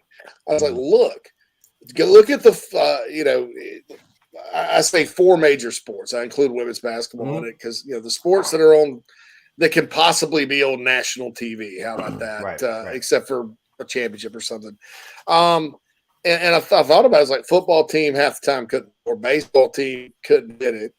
Basketball team couldn't throw in the ocean half the time. And even the women's team, even though they won the national championship, they would get cold and brick layups and then go through these long shooting. Not so much this year with that bunch, but and I was like, what is it with Carolina and not being able to shoot, hit, score touchdowns? I mean, so that's absolutely right. And hopefully, and then so that's why I would have never dreamed South Carolina beats Tennessee 63-38 in football, and outscores them. But that's the deal there. So, switching to a team that is scoring right now, baseball.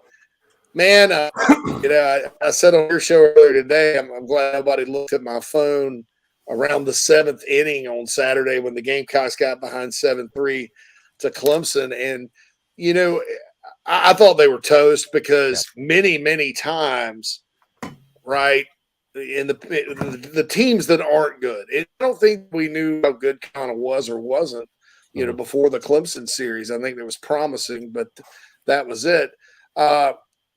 Teams come back from down 3-0. They tie it. They're struggling at the plate at the time. Clemson comes back and puts a 4 spot up. That's it. It's over. I mean, that's been the way it's been a lot around here. And it wasn't meant to be, though, because the Gamecocks responded in pure Gamecock baseball fashion. Not only took the 8-7 lead, but we just talked to JB. He's in Maggie Valley, North Carolina, and he said Messina's ball just came flying by his head at his cabin. And that 3-run shot was a monster. So it's 11-7, a hell of 11-9, and then dominated. Could have been worse on Sunday had the wind not been blowing in. To me, it's not so much what happened, it's how it happened that's encouraging. And then of course the midweek games. Citadel and Upstate. That's not it's not a piece of candy and a piece of pie there. I mean, those are capable baseball teams. Carolina just goes out and slugs them 42-5. They've outscored their opponents since that comeback against Clemson. Your thoughts on how they're swinging the sticks and right here 4 games before the SEC season starts. Yeah, I think Cole Messina's ball has not landed yet, guys. Truly, that was one of the hardest hit baseballs you're ever going to see. But the Air Force is going to shoot it out of the sky like the Chinese spy balloon. They're tracking it right now. Yeah. I think it hit the Chinese spy balloon. I don't know. One less one to worry about. Yeah, But no, the weekend, guys. I mean, what a great weekend for college baseball. I mean, like I told you, JC, the best rivalry in all of college baseball delivers yet again. I felt like Friday didn't shock me. I think what was really surprising Friday was just kind of the way the Tigers dominated that game. I thought it'd be a much more back and forth type of affair. But again, you got to give them a lot of credit, right? On their home field, I thought they were going to be desperate. They were. They played with that energy. They played like a team, again, that had lost 4 in a row and needed something good to happen. They were on the attack, and they got after Will Sanders, and it wasn't the Gamecocks night. So you go down 0-1, and, yeah, like you mentioned, JC and Phil, the resiliency and the ability to respond to adversity, that's what was so encouraging. In a series like that, you need guys to step up in big-time moments. And that's the beauty of baseball, right? No matter what happens, you get opportunities to make a name for yourself, to make something happen in those big-time moments. And, a guy that's getting forgotten about a little bit is Carson Hornung, who had been struggling. I mean, absolutely was ice cold, and he hits that big home run. And I think that really sparked this offense, and it sparked this ball club as well. And, the Saturday game was crazy. I mean, that's just one of the crazier baseball games you're ever going to see, and it really speaks to why the Carolina-Clemson rivalry is so special. But, getting that win on Saturday, I felt like, guys, I'll tell you this, after Ryan Ammons went out for Clemson, I really felt like their pitching staff was so thin. I felt like, the deeper you get into that pitching staff of those guys, I think you're going to have a great opportunity to really get the sticks going. And that's what you saw. I mean, they just ran out of pitching, right? On Saturdays, you got deeper in the bullpen. They absolutely imploded. Then on Sunday, we felt really good about obviously being at home. And, I would have been absolutely shocked had Carolina lost that game. And even when it was 2-1 or whatever, I felt like the Gamecocks have got this one in the bag with the pitching advantage. And again, just being on your home field. And, you talk about the midweek as well, JC. And what I'm loving seeing again, I talked about it earlier in the season, but it's just the patience and the confidence in the box. I'm seeing a lot of guys, even Friday, I felt like when you lost to the Tigers, I'm seeing a lot of guys, it feels like, go up there with a plan. They're looking for their pitch, right? I mean, they're being tough outs, but also not giving the pitcher, not helping the pitcher at all by swinging anything out of the zone, if you will. And, when you got a bunch of big, strong, powerful hitters as well and capable hitters and, you're being patient, you're forcing the pitcher to beat you, you're going to put yourself in a lot of good positions. So, it's rolling right now it's clicking.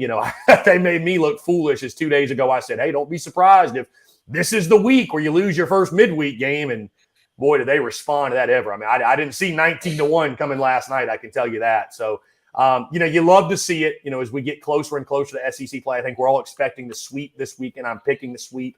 I think you got a great opportunity to do so. And this is your last tune-up before SEC play, guys. It's a big weekend, obviously, to keep things rolling and keep that confidence and continue to build on your confidence. But, a great series win over Clemson. I mean, I think, again, people came into that series with the feelings of, the Gamecocks are just going to roll all over them. And it's baseball, man. It's crazy. And with the emotions running high like that, you never know. You really, truly do throw the records out the window, but glad South Carolina was able to come out on top. And, you just love the way they're attacking the game right now. I think, again, it's a team that is very, very talented. We said that all preseason, but is also playing with tons of confidence, and things are clicking right now. And again, you just hope to see that continue as we go into SEC play. Yeah, I think, Coach Kingston said it this morning too, Chris, and just, and I could feel it watching it in person for the first time this year, last night here in Greenville. This team is together, right? They're having fun. They're just, it's everything you want to see in a dugout, from teams that in the past we know have done well, just enjoying the sport, playing well with each other. And then, and King said it, he was like, yeah, this is a team that's, playing together. And when you put that together with the talent that this team has, then, hey, here we are. I'm not a big fan of Nebraska, but I guess we'll all be out there in Omaha later as well. Yeah, Phil, I was gonna say really quickly to JC's point too, that it's just so encouraging to see South Carolina, the way they got down, losing that Friday game, through 5 innings, looked dead. I was the same way, JC. I mean, we were doing the live stream watch along, but in my mind, I was just like, God, I was already thinking, I was like, tomorrow's watch along is going to be brutal because we're going to have lost the series already. And, I mean, everybody's just going to be so down and out. But, for this team too, because you think about the game of baseball, I mean, it is a game of, you have to have that confidence and that team mentality and be picking up your teammates and having fun, because if you beat yourself up over every single little mistake in baseball, the game is just going to beat you to your knees and make you wish you were playing it no more, because it's a game literally of failure. So the fact this team has been able to keep that same confidence and that energy and that excitement through some adversity that we've seen early on. I mean, I think to JC's point, again, maybe that loss was a good thing. I know that sounds weird to say, but it's a positive to go through adversity and to respond to it so that when you get in SEC play, because you're going to run into adversity. I mean, you're going to lose games. It's going to happen. It only is going to get tougher from here, but the Gamecocks have been through it now and been through some of those battles that they'll see. So I think that's a really encouraging sign moving forward. And like you mentioned, Phil, I mean, you combine the right mentality and attitude and excitement with talent, well, you're really cooking, and that's why you're 13-1. Yep. Gabe has played Bethune-Cookman this week, and Bethune for a MEAC HBCU team have not been to the tournament since 2017 when they actually defeated the Florida Gators in one game in the regional down there. They lost their coach, Jason Beverland, after that. And their coach, Jonathan Hernandez, has not been back. I know the pandemic hit some of those schools pretty hard athletically as well, though. But they're a proud program, at least since 1999. Like I said, 14 regionals. I think Gamecocks are going to sweep. I'm predicting them to sweep, but this is a program that historically, has jumped up and bit some people. Right down there in Daytona, a lot of baseball talent in the state of Florida. Period. And, probably a pretty good place to go to school, but and I say that as a lead into this. They do sweep it and they beat PC next week. Would you have thought 21-1 before SEC play started with this group at the beginning of the year? So, JC, I actually went back and did the math, by the way. You and I were both wrong. It'd be 17-1. So I just want to – because somebody else corrected me after we had spoken. It'd be 17-1. Did I say 21-1? Yeah, it's fine. I went with you. Listen, I went with you. So I'm just as guilty. I went with you. It'd be 17. I'm already counting the Georgia series. Yeah. No, either way, though, the point does still stand. No, simply put, no. I would not have predicted. It's one of those things where, like, when you look at the schedule in the preseason, I picked 34-22 overall and 15-15 in SEC play. So I picked you to go 19-9, I believe it is, if I'm doing my math correctly, something like 19-9 in non-conference play. And you kind of feel like in the preseason, you're like, okay, like, should South Carolina lose this game? No, but it's baseball, right? Should Tennessee have lost to Boston College? Should Florida have given up 7 runs in the 9th inning to South Florida and lost? No, but you have to expect the unexpected when it comes to baseball. So, a 17-1 start, you really could not have asked for a better start. You truly couldn't have. And you took 2 of 3 against the arch rival, of course. So, you feel good about it. And, guys, and I would agree with you, JC. Listen, Bethune-Cookman, a proud baseball program. But this series is all about South Carolina. It's all about the Gamecocks. You look at some of the Power 5 competition that Bethune-Cookman has faced. I know that doesn't necessarily matter. That doesn't necessarily matter in college baseball, but the 2 notable opponents they played to this point, they lost to Florida State on Tuesday 10-1, and they got shut out in the midweek by UCF. So I think the Gamecocks pitchers are really going to have an opportunity to feast this weekend. SEC teams are going to have trouble hitting those guys. So I think Bethune-Cookman is in for quite a challenge. And guys, it really comes down to South Carolina. It's all about them continuing to stay hot. It's your last tune-up before SEC play, and so just continuing to play the game the right way, continue to build that confidence. You literally use games and series like this to boost stats and to boost numbers. And I talked about that, I really felt like it was imperative for this group to get off to a hot start and be hitting above 300 by the time you got in SEC play. And right now you're right on pace to do that. I think you're hitting right around 316. You got a 2.45 ERA. So you should have some pretty impressive numbers going into SEC play, including that overall record. So, guys, I think it's been about as good a start as you could have asked for. As I talked about in the preseason, you have not had those inexcusable losses in the midweek that make you scratch your head. And that really speaks to the pitching depth on this team is unlike we've seen in years in Columbia. So I think you feel good about where you're at and sticking with this weekend, JC. I do also have the Gamecocks sweeping. I think it's all about South Carolina. This is your last weekend to kind of tinker with the lineup and guys winning jobs. I was talking about on our show earlier. I think it's a huge weekend for a guy like Dylan Brewer, right? Brewer and Evan Stone and Will Tippett are fighting, I think, for that last outfield spot. I think all of a sudden you've seen Dylan Brewer kind of step up and make his case to be one of your starters out there, and I think he probably will. So I think if he can put together a solid weekend this weekend, I think going to SEC play, you're going to find him in that lineup. But, no, it's all about the Gamecocks this week, and I think they will take care of business. I think they will sweep, and I think the baseball on I haven't checked the weather, but what I think will probably be a pretty warm weekend at Founders. I think you're going to see the baseball flying all over the yard this weekend for the Yardcocks.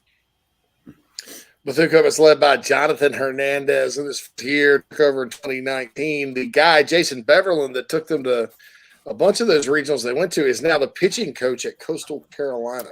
So he's within the state now. So that's interesting there. Nice. Real quickly, Chris, football.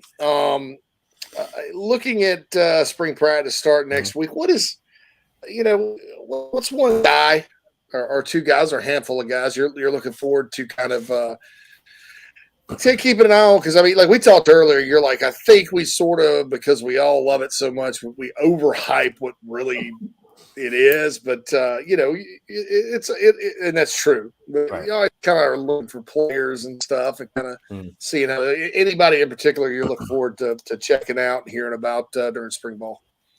Yeah, well, and I'll say this too, JC and Phil. I think you can pull some things in regards to like who's being talked about, right? Sometimes that chatter really does lead to, you start hearing about some guys and it translates, right? I mean, I remember the first or the 2021 preseason where like Juju McDowell was the dude. I remember it was somebody had told me that, Connor Shaw had said Juju McDowell was like the best player on offense this preseason. And sure enough, it turned out in that season, Juju McDowell was a freak, as a true freshman. So sometimes it does. Sometimes this preseason chatter does lead to, you do get some inside scoop on kind of who's going to be your big impact players. But, realistically going in the spring ball, the first name that for whatever reason jumps out to me is Pup Howard. Like I'm really, a lot of these newcomers, right? How do they, what type of impact do they make early? And especially with Pup, right? Went through the bowl practices and stuff like that. So I think he's got a head start on some things, and linebacker is going to certainly be a position that we keep an eye on. Stone Blanton expected to be sort of the guy there, and Mo Kaba returning from injury. But you do lose a lot there with Sherrod Green, Brad Johnson. I think Pup Howard is going to have an opportunity to play immediately. You mentioned JC earlier, and I'd agree with you. Basically a new look secondary, a retooled secondary, and Marcellus Dial, Donnell Fortune at the corners, right? You're replacing Cam Smith, Darius Rush. How much of a drop off, if any, will there be there? On the offensive side, I'll actually sticking with defense. I'll say all these newcomers up front of the defensive line. Who are we hearing about? Who are they talking about? Which guys could potentially break the two deep and be immediate impact guys as youngsters? Because certainly the talent that was brought in there was immense. On the offensive side, guys, I'll say this. I don't know if you're really going to get a solution to this, but the running back position. I mean, I don't know if you guys would disagree. I think it's imperative South going to pick somebody up in the transfer portal. I mean, especially after Lavoisier Carroll, he announces his medical retirement from football. Dontavius Braswell comes in as a freshman. You do have Juju McDowell, who I think we all kind of question, is he really an every down back? And then, Mario Anderson from Newberry is one that's really intriguing, but I would not be surprised if South kind of went out and sort of got a proven SEC or at minimum Power 5 ball carrier, somebody who's done it before at this level. I know you taught JC the tight end position with Trey Knox. Really, really excited to get a glimpse of him in the spring game and just sort of what he looks like in a Gamecocks uniform, what type of target he could be for the Gamecocks. And then the wide receiver position, the battle out there on the outside, it's who's going to step up beyond Juice Wells. I think we feel good about Xavier Legette and what Amarian Brown can do. Dak Joyner, of course, is back and he can make a contribution. But is there anybody else out there on the outside? Maybe the kid from Memphis that transferred in, or somebody else that could come in and be a proven, truly wide receiver too, or just a proven weapon on the outside. So there's tons of storylines. I know that was a bit of a long-winded answer, but it's hard to give just one thing you're looking at. And oh, by the way, there's still a guy named Spencer Rattler on the roster that will obviously draw lots of eyeballs in spring practice. And what's the competition like behind him? Is it as simple as Luke Doty is QB2? Or does a guy like a Lenoris Sellers, we've heard, I'm not sure, guys, you can correct me. Is he on the roster for spring practice, or is that going to be a he's okay? really I only bring his name up because I heard Trey Knox say that like he's got maybe the best arm on the team, and the guy just got there. So the battle behind Spencer Rattler, because this will be a big year, guys, in regards to developing those quarterbacks, and I know this coaching staff, they know that, but it's a definite now that Spencer Rattler's gone after this year, I believe. Who's going to be waiting in the wings, right, to be the next quarterback at South Carolina. So a lot for us diehards. Obviously, there's tons of storylines in spring ball, and it all culminate April the 15th at 7:00 at Willie B with that spring game. And we'll be excited to get our first glimpses, especially at some of this young talent. And like you mentioned too, JC, don't forget about the offensive line or the offensive front, some of the battles up there, some of the newcomers, and maybe some of those young guys. You don't really ever want to be in a position to play a true freshman, but God, you added so many talented guys up front. What type of impact can those guys make? So, yeah, it's always a lot of fun, guys, getting your first look. And certainly I know we're all excited, counting down already for that spring game and getting our first glimpse at the 2023 Gamecocks. Absolutely. All right, Chris, appreciate you, man. And enjoy yourself this afternoon and all that. And nice to have you on with us, and really looking forward to talking to you next week. Hopefully, by the time we talk next week, they'll be 17-1, and I won't say 21-1. Hey, speaking into existence. That's right. I love it. I'm already counting Georgia's streets, right? So, anyway, Chris, enjoyed it, bud. You have a good time, and we'll talk to you soon, man. Yeah, JC, Phil, I appreciate you guys. Thank you all so much for the flexibility and accommodating the schedule today, and looking forward to chatting next week. Always, man. Thanks. All right, guys. Take care. Yes, sir. Chris Phillips, Spurs Up Show, and we got to hit a break. We'll look after these messages. Inside the Gamecocks, the show rolls on. Just as your State Farm agent combines good neighbor service with surprisingly great rates, you can combine your home, auto, life, or small business insurance with Tony Pope State Farm Insurance today. And guess what you'll get? That's right, even more good neighbor service with surprisingly great rates. In fact, Tony Pope State Farm is your go-to agent anywhere in South Carolina, North Carolina, or Georgia for the service you deserve at the price you want. So try combining your home, life, auto, and or small business insurance today. Tony Pope State Farm has been in business for more than 30 years and can handle anything you need in the tri-state area. Once again, Tony Pope State Farm will help you mix and match perfectly. Call 843-851-2222 or visit TonyPope.com today. Like a good neighbor, State Farm is there. If you're in the upstate of South Carolina and are in need of residential real estate services, Cindy Bass Searfoss of Caldwell Banker Kane is for you. Ask her about the Village at Creekside, all of her listings. In my hometown of Spartanburg, South Carolina, right there on Daniel Morgan Avenue, married to a lifelong Gamecock fan. And many of our listeners have already bought homes from her and been 100% satisfied with the detail and care she uses. Cindy Searfoss, 864-414-5271, Caldwell Banker Kane in the upstate for your real estate needs. Are you looking to buy a new home? Kevin O'Connell with Union Home Mortgage is a local mortgage expert and Gamecocks fan servicing North and South Carolina. Whether you're buying a home, building your dream home with new construction, or turning your equity into cash, UHM's world-class service will ensure you find the perfect mortgage to achieve your home ownership goals. Call Kevin at 803-906-0244 or visit UHM.com today. Union Home Mortgage is an equal housing lender. NMLS 2229, LONMLS 1772182. Hey man, are you sick and tired of your business computer guy? Yes, he takes forever to call me back and doesn't always respond to the requests. Yeah, same here. I'm paying him good money. I constantly have issues, and I'm worried he's not backing up my network and securing it properly. You know what, Phil? Let's ask Stone Blanton. Hey, JC and Phil, if you want a solution to your IT problems, give Heritage Digital a call. Our boy Matt Odom has a low-cost, one-price solution that will get you running right. Call 843-699-1001 or heritagedigital.com and ask for Matt. He will hook you up today and tell them Stone sent you. This is freshman All-American Nicky Memorial of the Carolina Gamecocks, and you're listening to The Show with JC and Phil.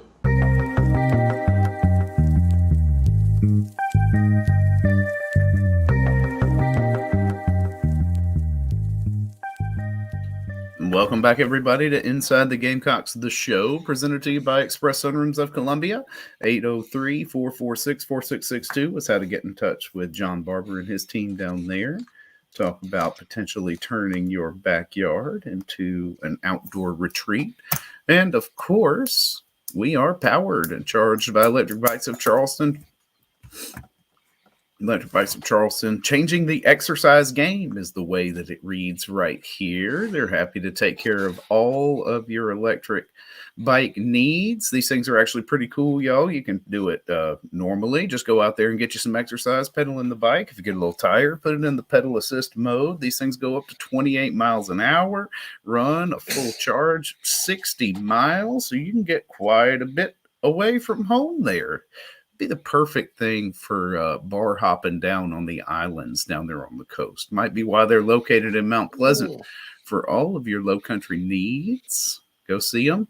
I saw Sandra in the chat box. Hopefully they had an opportunity to get down there. But Gamecock owned and operated. Clients from Hilton Head, Myrtle Beach, Columbia, and beyond. So check out Electric Bikes of Charleston, electricbikescharleston.com. And they stream it. They have us on every day. That's inside right. The Gamecocks show. Of course, we're here in the Sonorama studios. Hit up Sonorama in Columbia or wherever else for all your sign needs.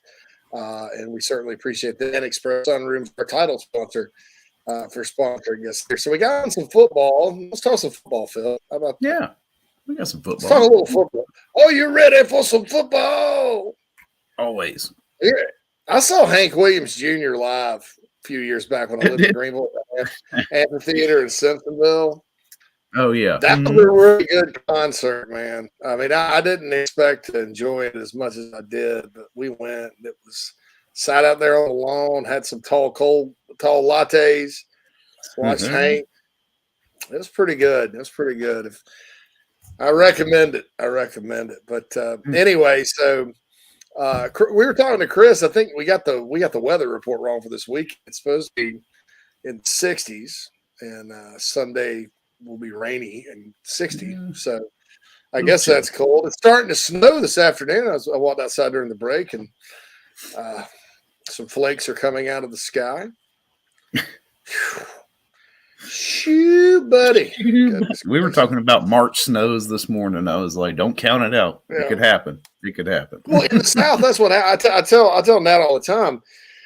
Because, we're sitting there in February and down south, it's like 75 and people are playing golf and going to the beach or whatnot. It's just beautiful weather. And that's when you lived in the north, the fall is not so bad because the falls up here are like pleasant. It's like between 55 and 70, which is fall weather to me.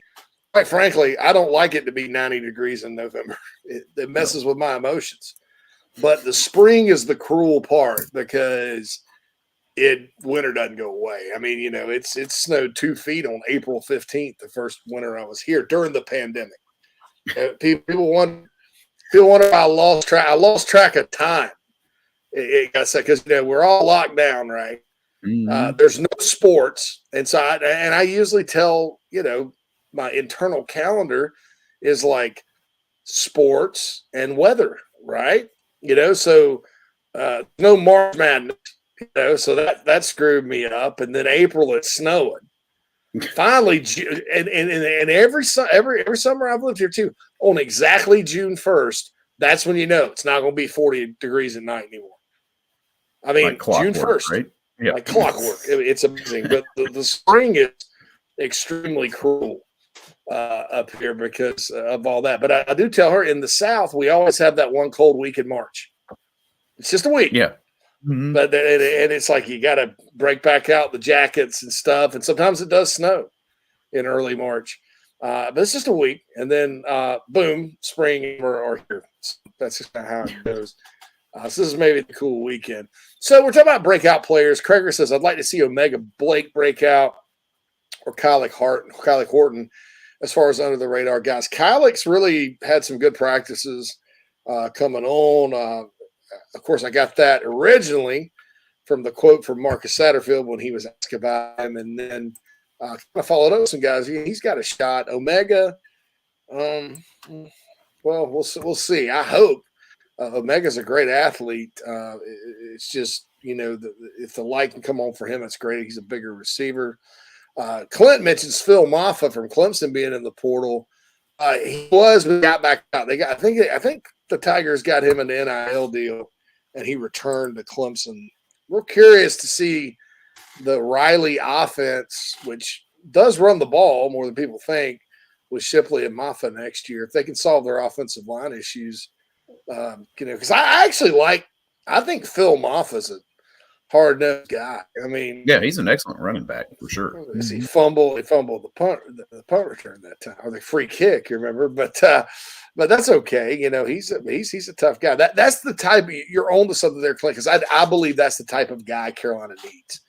A bigger physical guy that can take a pounding, can get some carries, all that stuff. Anybody they have running the ball, and I think Mario Anderson's that type of guy, but he's one guy. Yeah, but you need think about what if Mario Anderson gets hurt, and then what if Dante Miller isn't eligible? Because I'll tell you right now, he's practicing, but that's not a resolved situation. All of a sudden, you're with Juju McDowell and Tavius Braswell, and then DJ Twitty and Nathan Harris Wyrick, the two walk-ons. So, yeah, that would be Yes, they and from talking to people around the program, guys, they feel like they're going to get it. So I think it's just one of those things. Krager listened to some Hank on the boat last weekend. That's always a good spot. Oh yeah. And then so there's questions about Nick Harbor's catching ability. I'm not going to tell you that the guy looked like AJ Green or Rashawn Jeffrey or Sidney Rice catching the ball or T. Higgins, name your receiver. But he's also not like, Sammy McStonehands that's out there or Edwards. Some guys that can't catch, they look like Edward Scissorhands. They're just like, that movie, Edward Scissorhands. What a dark movie that was. Winona Ryder, Johnny Depp. Winona Ryder, that's right. But some guys look like that, and Nick does not. I'm not going to sit here and say he's. I mean, like I said, name your receiver, DeAndre Hopkins. Name your receiver, but he's just as skilled at catching the ball as say Debo was coming out of high school, or Shy, or I don't know. Shy was very natural at catching the ball, so I'm not going to include Shy. Maybe I want to say Brian Edwards, and I'll put it this way: if Nick Harbor looks like Brian Edwards is a freshman in terms of playing the position, Nick Harbor is going to be pretty special because Brian came in and contributed a lot right away. I mean, that's why he broke the record. But I remember seeing Brian in a preseason scrimmage.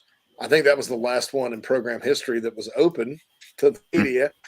But I remember seeing him go up and catch it and high point the ball like Lance was saying Harbor can do. And that's kind of my feeling, just evaluating his catching ability. Like I said, he's not Edward Scissorhands, but he's not AJ Green either. Clint said Harbor needed to hit the jugs machine. I heard he caught the ball a little bit at UA, but not very natural, at least not yet. Yeah, I watched some of that, and I followed up with some people down there. I hate to say this, but that report, that's like one guy that watched a couple of reps and made an observation. Because I heard different. We'll see. I mean, we'll see what happens. Like I said, I'm not promising, like I said, AJ Green or anybody like that. But yeah, but I think, in Justin Stepp's track record of actually, kind of making these guys improve from what we saw them before he got there, I think will also bode well for Mr. Harbor since he's going to be in that room. Yeah, I think so too. And I do think hit the jugs machine's good for everybody. I mean, Jared says Stonehands from Necessary Roughness. What was his name? Featherstone?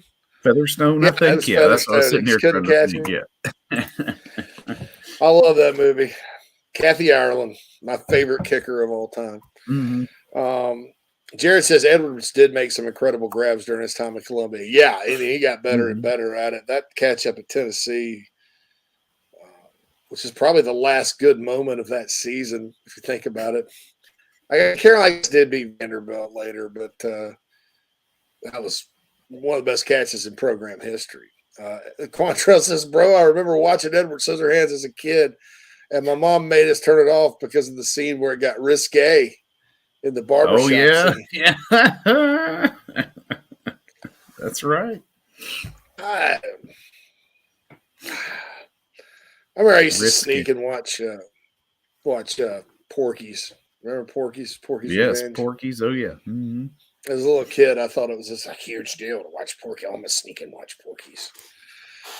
I don't know, man. I don't know about that, but yeah. Speaking of jugs, Craig. Speaking of jugs hands. Bruin says if Clemson offense comes out and lights it up and Carolina struggles, the whole Dowell Riley issue is going to blow the hell up. It shouldn't. You look at Clemson's schedule. Yeah, right. Yeah. Versus South Carolina's. Yeah, you see what the early returns on strength of schedule are for the Gamecocks this year. A neutral site game against North Carolina, and then the two top teams in the SEC East on the road in September. Let's just respect the schedule for Clemson. Hush. Respect my Tigers. Respect them. Respect. All right, so Clemson's 23 football schedule. I love how they put 23-24. Just to stare on them. All right, so Monday night, Labor Day showdown in front of about 12,000 people at Wallace Wade Stadium in Durham. They play Duke. Then the mighty Charleston Southern Buccaneers invade Death Valley the next week. I think Carolina plays Furman that weekend. September 16th game is the Florida Atlantic Owls coming to Death Valley. Florida State is game 4. And then then the Tigers go to Syracuse. So, yeah, okay. So they've light up in the Florida State game, and the Gamecocks can't move it against Tennessee or North Carolina. Yeah, I think maybe then people are kind of doing it. But I think with this whole situation, look, coaching matters. And if Dowell Loggins doesn't work out, then hey, it was not a hire that I would stood on the table for to begin with. But I also feel like coaching's overrated at times when you're talking about, if all your players leave, and Carolina, Rattler wasn't. There's no way Rattler's playing for Lincoln Riley's brother. If you think about it, there's no way he wants to play an air raid offense. If you think about it, I think with Loggins, you kind of sneakily got a good college offensive plan from him. Sneakily, while still having the NFL pedigree. That's my belief. We'll see what happens, but I don't know, man. You compare it game to game and compare FSU, Clemson, maybe Carolina, Tennessee, and Clemson lit at Florida State up, and Carolina struggled to move it against Tennessee. That'd be a good comparison, but overall, if Clemson's sitting at 5th in the country in total offense after these 5 games, it will surprise nobody. Yeah. At all. So, in my opinion, I don't know if that should happen or not. And I'll also say this: Shane Beamer never talked to Garrett Riley. Not like Garrett Riley turned him down, folks. Let's remind everybody. Let's be facts. Oh my God, Bill says hands like DL Moore. Not Nick Harbor. Not Nick Harbor. No. Lance says he sees Tory Gurley, but faster and taller. Tory Gurley, hands-wise, would be a good guy to compare him to, I think. Meredith said, I wanted to jump in the chat box, say hello before her next golf lesson. Go Gamecocks. Thanks, Meredith. Hey, certainly appreciate that. All right. Okay, so final break. Yeah, let's hit our final break. That's what I said. Let's hit our final break. So let's do the final break, and we'll come back inside the Gamecocks, the show, right after this. I want you to take me to Disney World. Horror.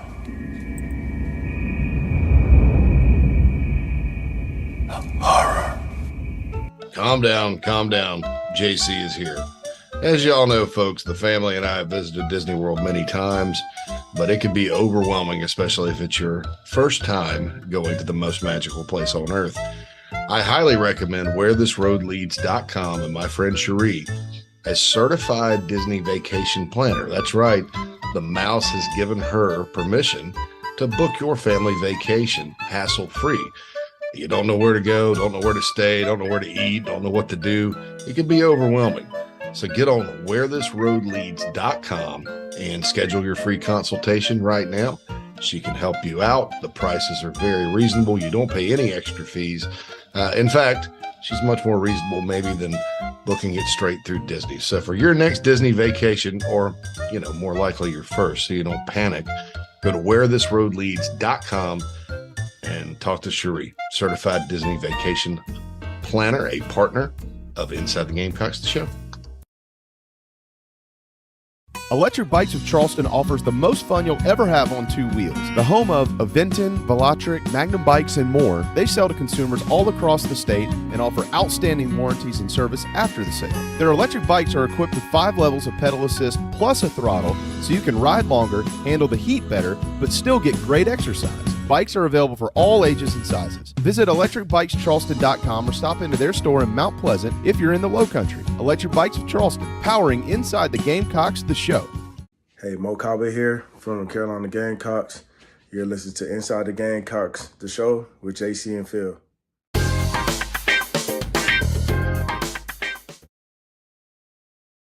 All right, welcome back, everybody, to Inside the Gamecocks, the show, presented to you by Express Sunrooms.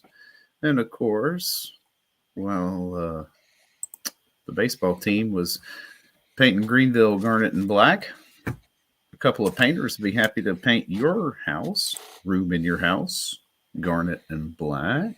They do all kinds of stuff, JC. I was just sitting here looking at what all we've got written down for what a couple of painters does. Like they commercial and residential painting, staining a deck, fence, or cabinets. They do cabinets and furniture refinishing, wallpaper, popcorn removal, and pressure washing. Yeah, man, that cabinet stuff. We're looking at some cabinet things here at the house, and not sorry cheap. for you.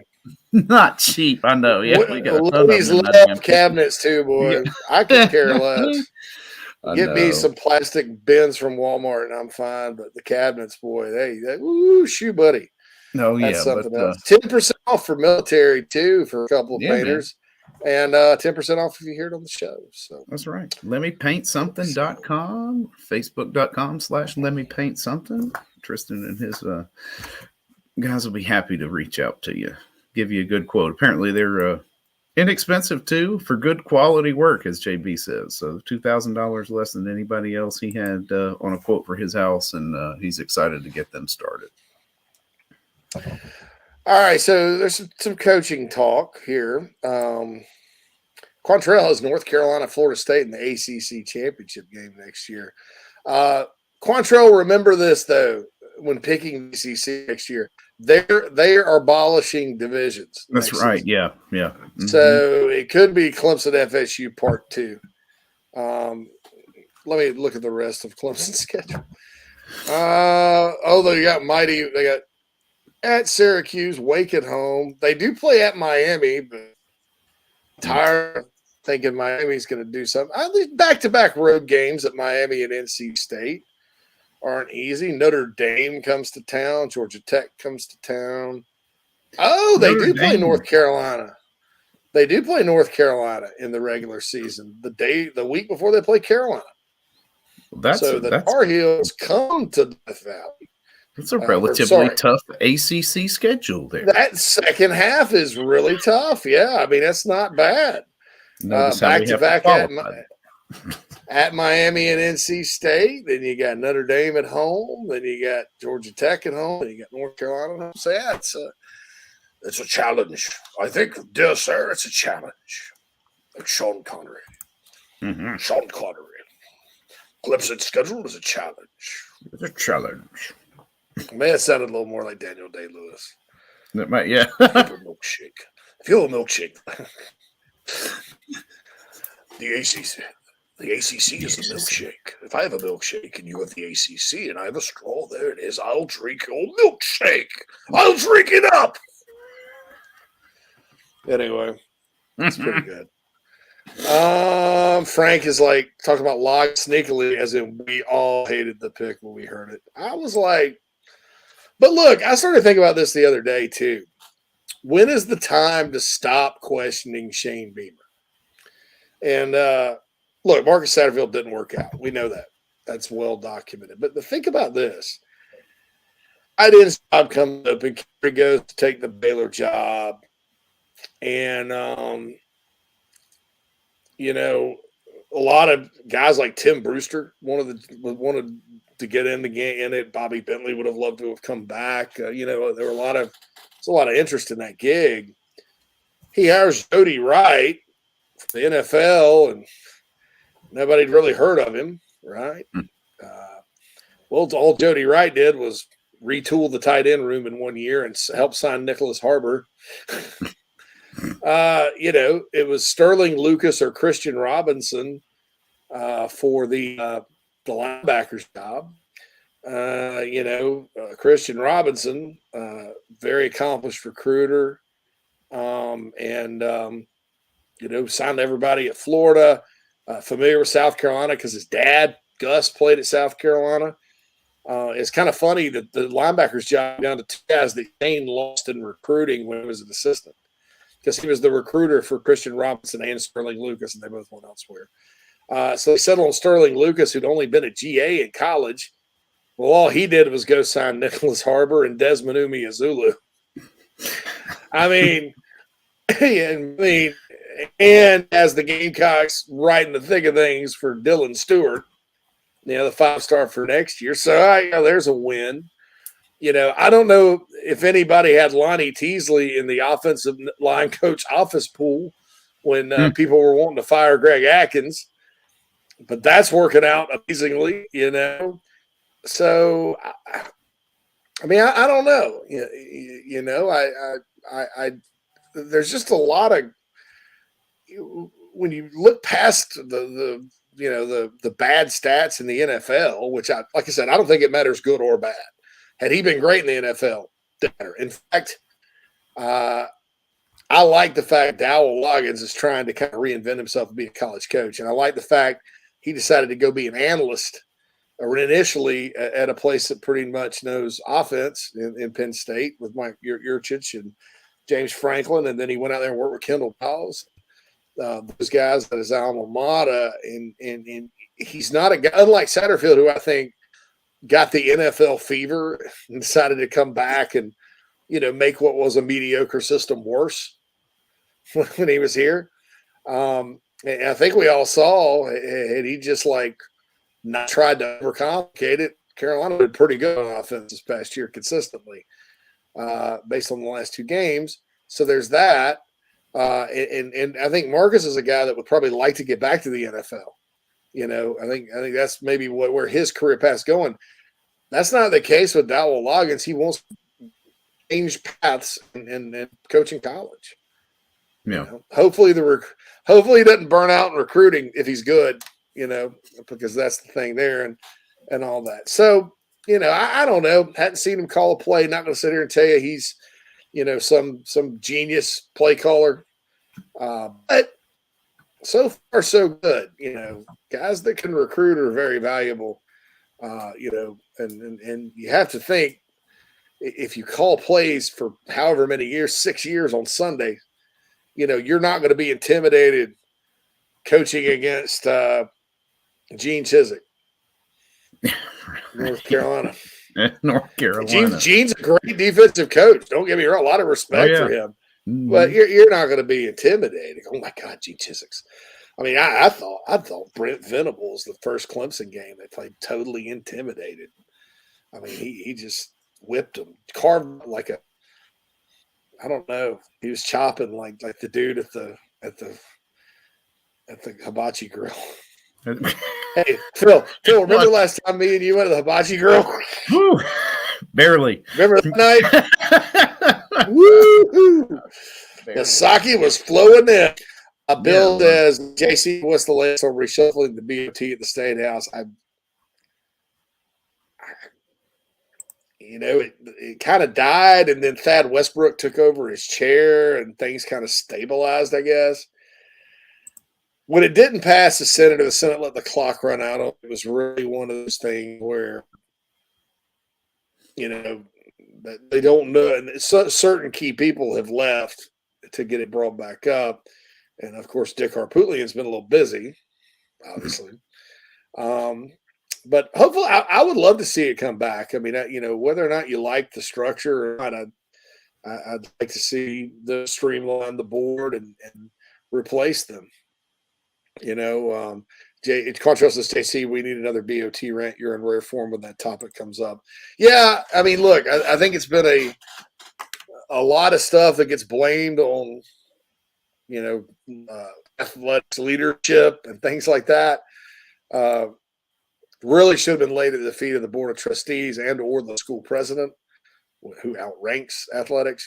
That's their direct report. And I firmly believe that the board of trustees needs to be separate from athletics, and they don't need any oversight. They need to. The president needs to oversee it. The athletics director makes the decisions, and then if there's a need to have oversight, I think it needs to come from the president's office, and the BOT needs to be the hell out of athletics at South Carolina, and really anywhere, because you look, certain places have issues. I mean, like Missouri, if they fire Eli Drinkwitz this year, or after what, 3 seasons, 2 seasons, 4 seasons, if they fire Eli, then that's the fault of the board of trustees, because that's not who the AD wanted to hire. I tend to think if it weren't for the BOT,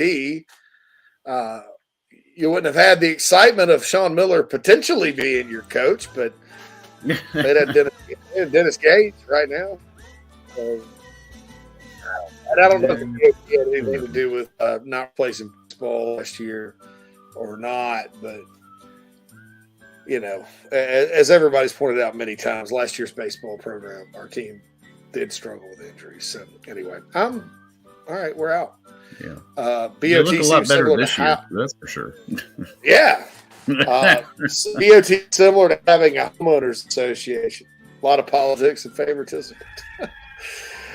All right, folks, we'll be back tomorrow on Friday to wrap things up for the week, Phil and I, as Jamie's still in the mountains. And Jamie will be back next week. And we hope to see you then right here inside the Gamecocks show.